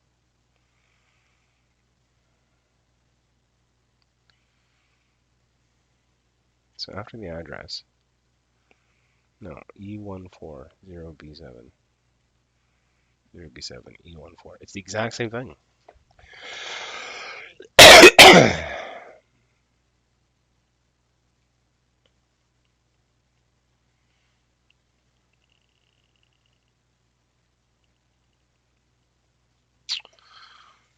000. Wonder why that's not working. Well, either way, I guess we can't figure it out, so we'll just use the decentralized application to do it going forward. And then that way we can save ourselves the hassle of having to deal with using my Ether wallet. So there's a way to do this, I just don't really know how. That's okay though. If you ever run into any issues, always just search for what you're looking to do, and I've realized that I could use the decentralized application to do it. And again, we can look at that. Just go to transactions, send transaction. That's not what I want. Wallets. Click on the wallet. Tokens. Withdraw. 1,000 of them to this account.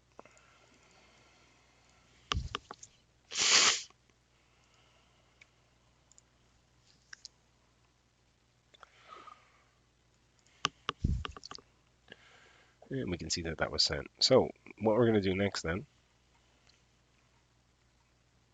what we just covered, by the way, in this learning objective, or what we didn't cover, I guess, is how to successfully send a multi-sig transaction for tokens using my Ether wallet, but I was unable to. So we're just going to use the dApp instead.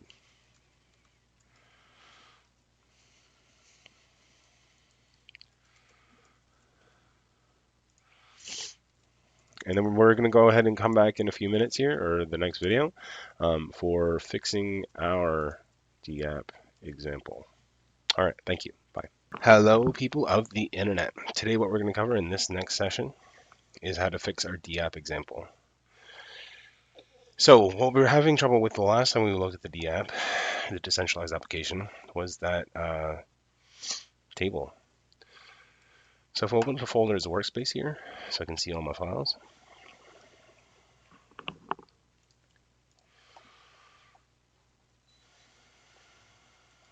Stop running this dApp.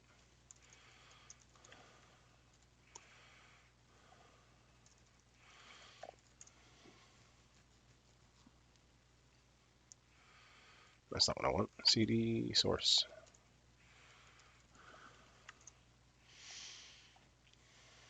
Nope, that's not what I want.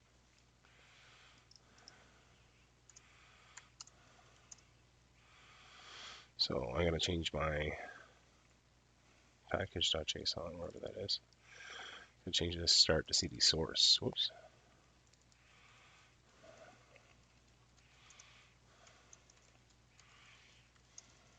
And we're just changing the directive that npm has to start with.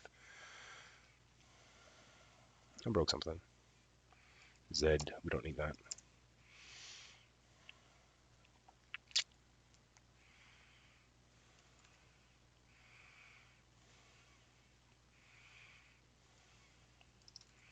And it doesn't know what to do with npm start here, so let's just try replacing that with the server here. Here we go. So on localhost 5000, what we see is my broken decentralized application. No, we don't see that at all. Do I not have a source folder? Yes, I do.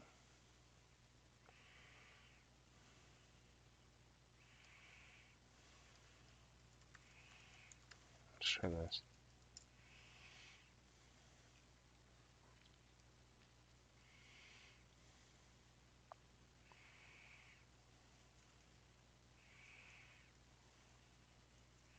We're in the wrong folder.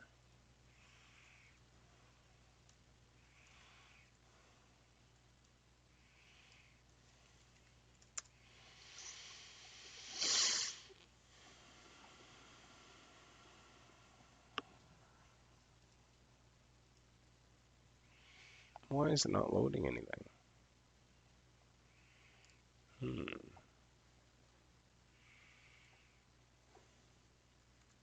Here we go.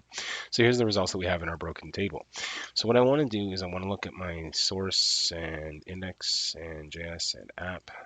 Somewhere in here, something is broken. So what we really need is to find out what's broken by looking at the source code here. So here I have my table body.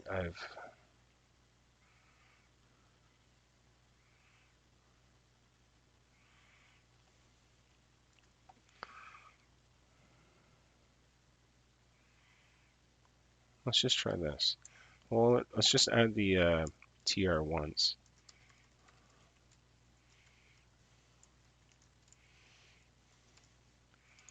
Then down here, out of the for loop, we'll add an NTR. Get rid of all this. Actually, replace this with a break line.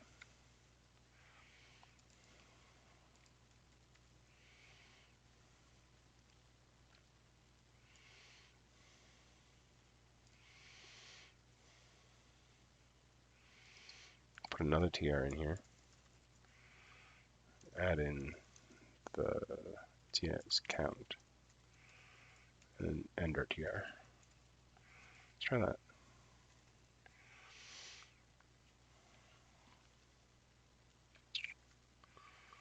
Now we have an error.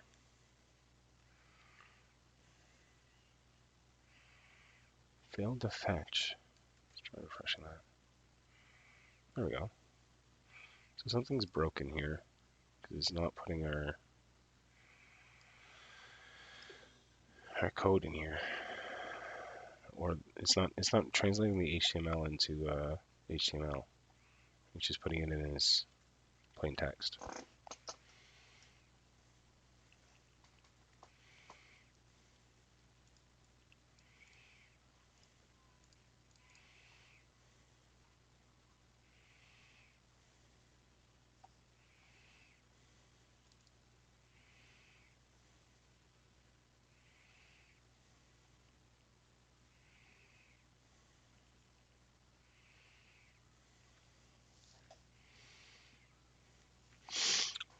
So I wonder why that is.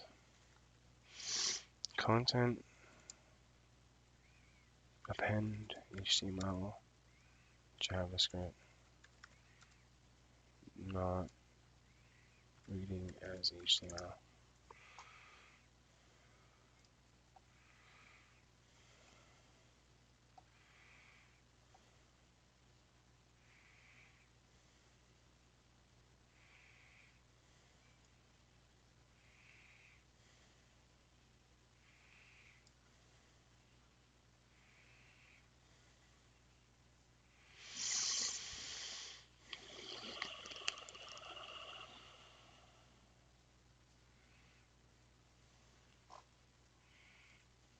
Maybe it's not HTML append that we need. Maybe it's not HTML.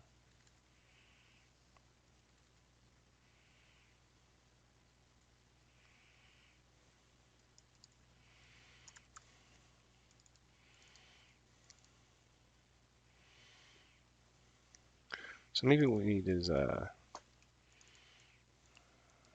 our to append, what's this? To append plus equals. To append plus equals. Then what we need is wallet results dot append.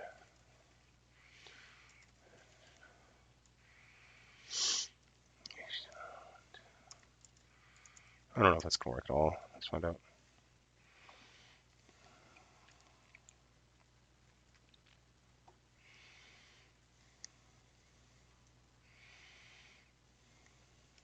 HTML is not defined.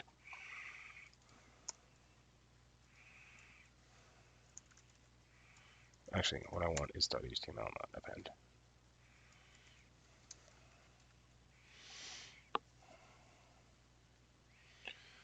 .html is not a function.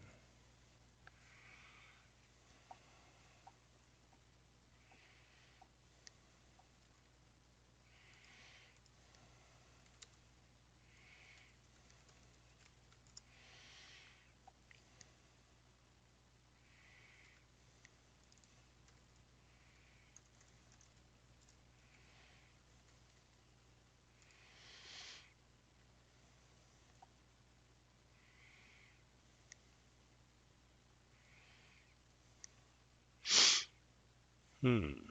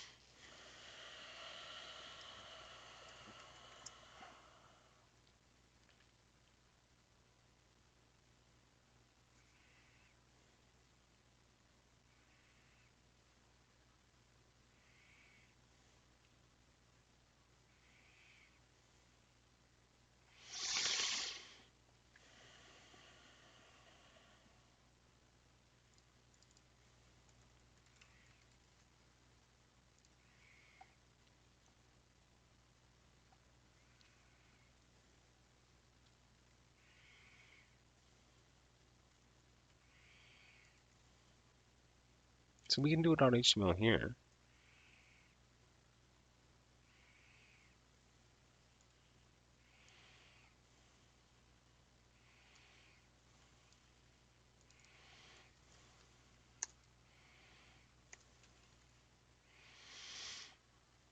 Aha, now it's not doing anything that we want it to.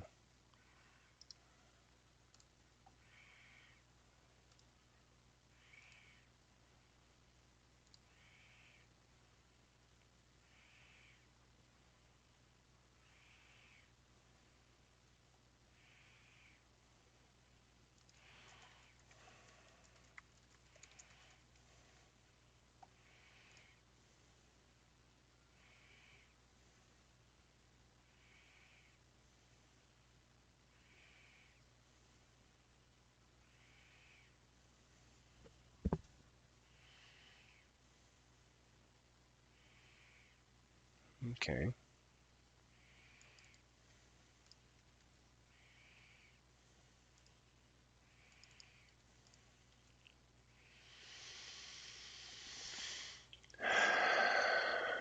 .html to append. What is wallet results? We want that in index.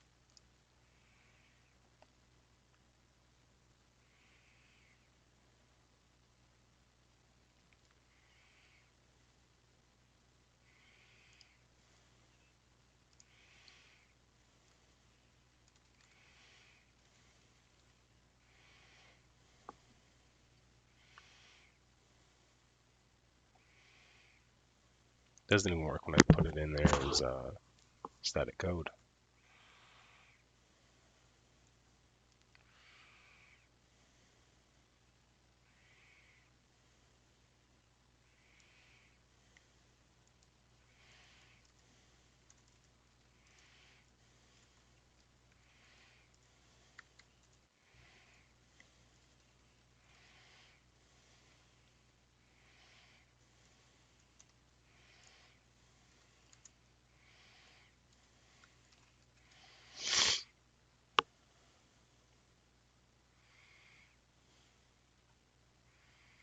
Hmm.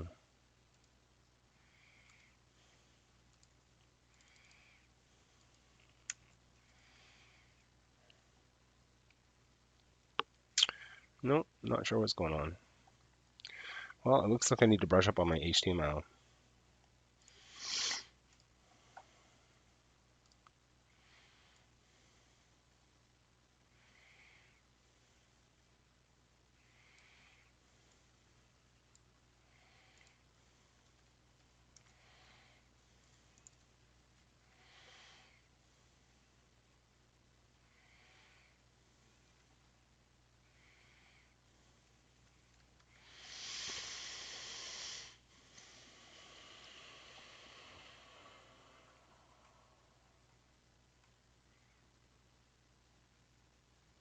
TH is table header, I guess. So it's TR, TD, TD, TD.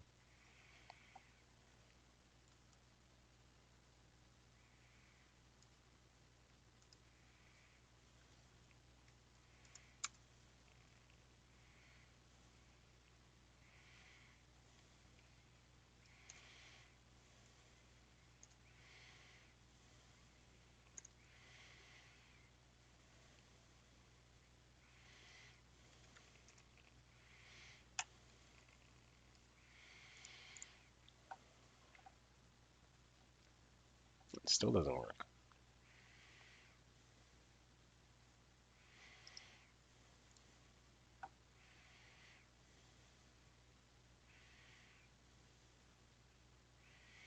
Oh, it's because it's emptying it in the HTML up here in the JavaScript. There we go. So we see that that's working, but this transaction count is not working.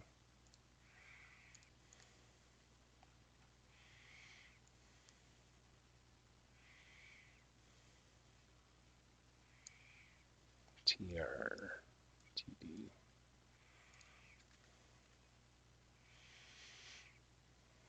So it's still, that's in a new row. We want that in a new column.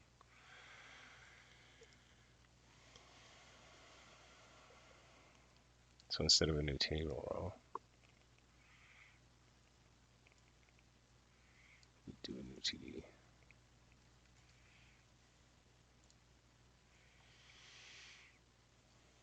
There we go. Try to throw in a BR here for good measure. Now, how do we get this inside of our JavaScript to be dynamic? Well,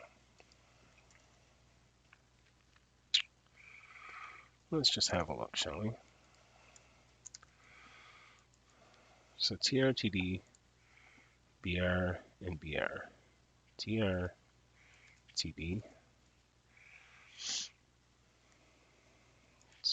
NTD, new TD, NTD, and TR. There we go. I want the new break line there, though, wherever that is. Break line. And our new decentralized application is now working the way we expect it to. What else can we grab for information for this table if we were to extend it a little bit? Well, let's find out. Get confirmation count, get transaction count, get owners, get confirmations, get transaction IDs, get full information count. Nope.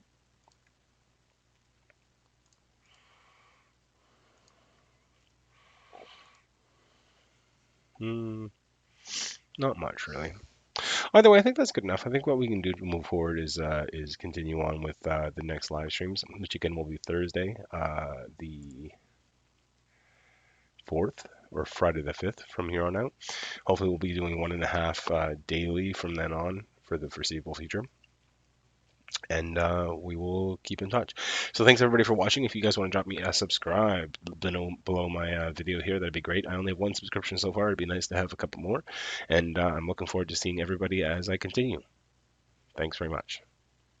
And yeah, thanks for subscribing to LiveEDU, and thanks for being part of this whole community, guys. And if you guys aren't already contemplating being your own project creator, I strongly suggest it. It's a good way to earn a little bit of revenues with the knowledge that you do have. All right then, thank you very much. Bye.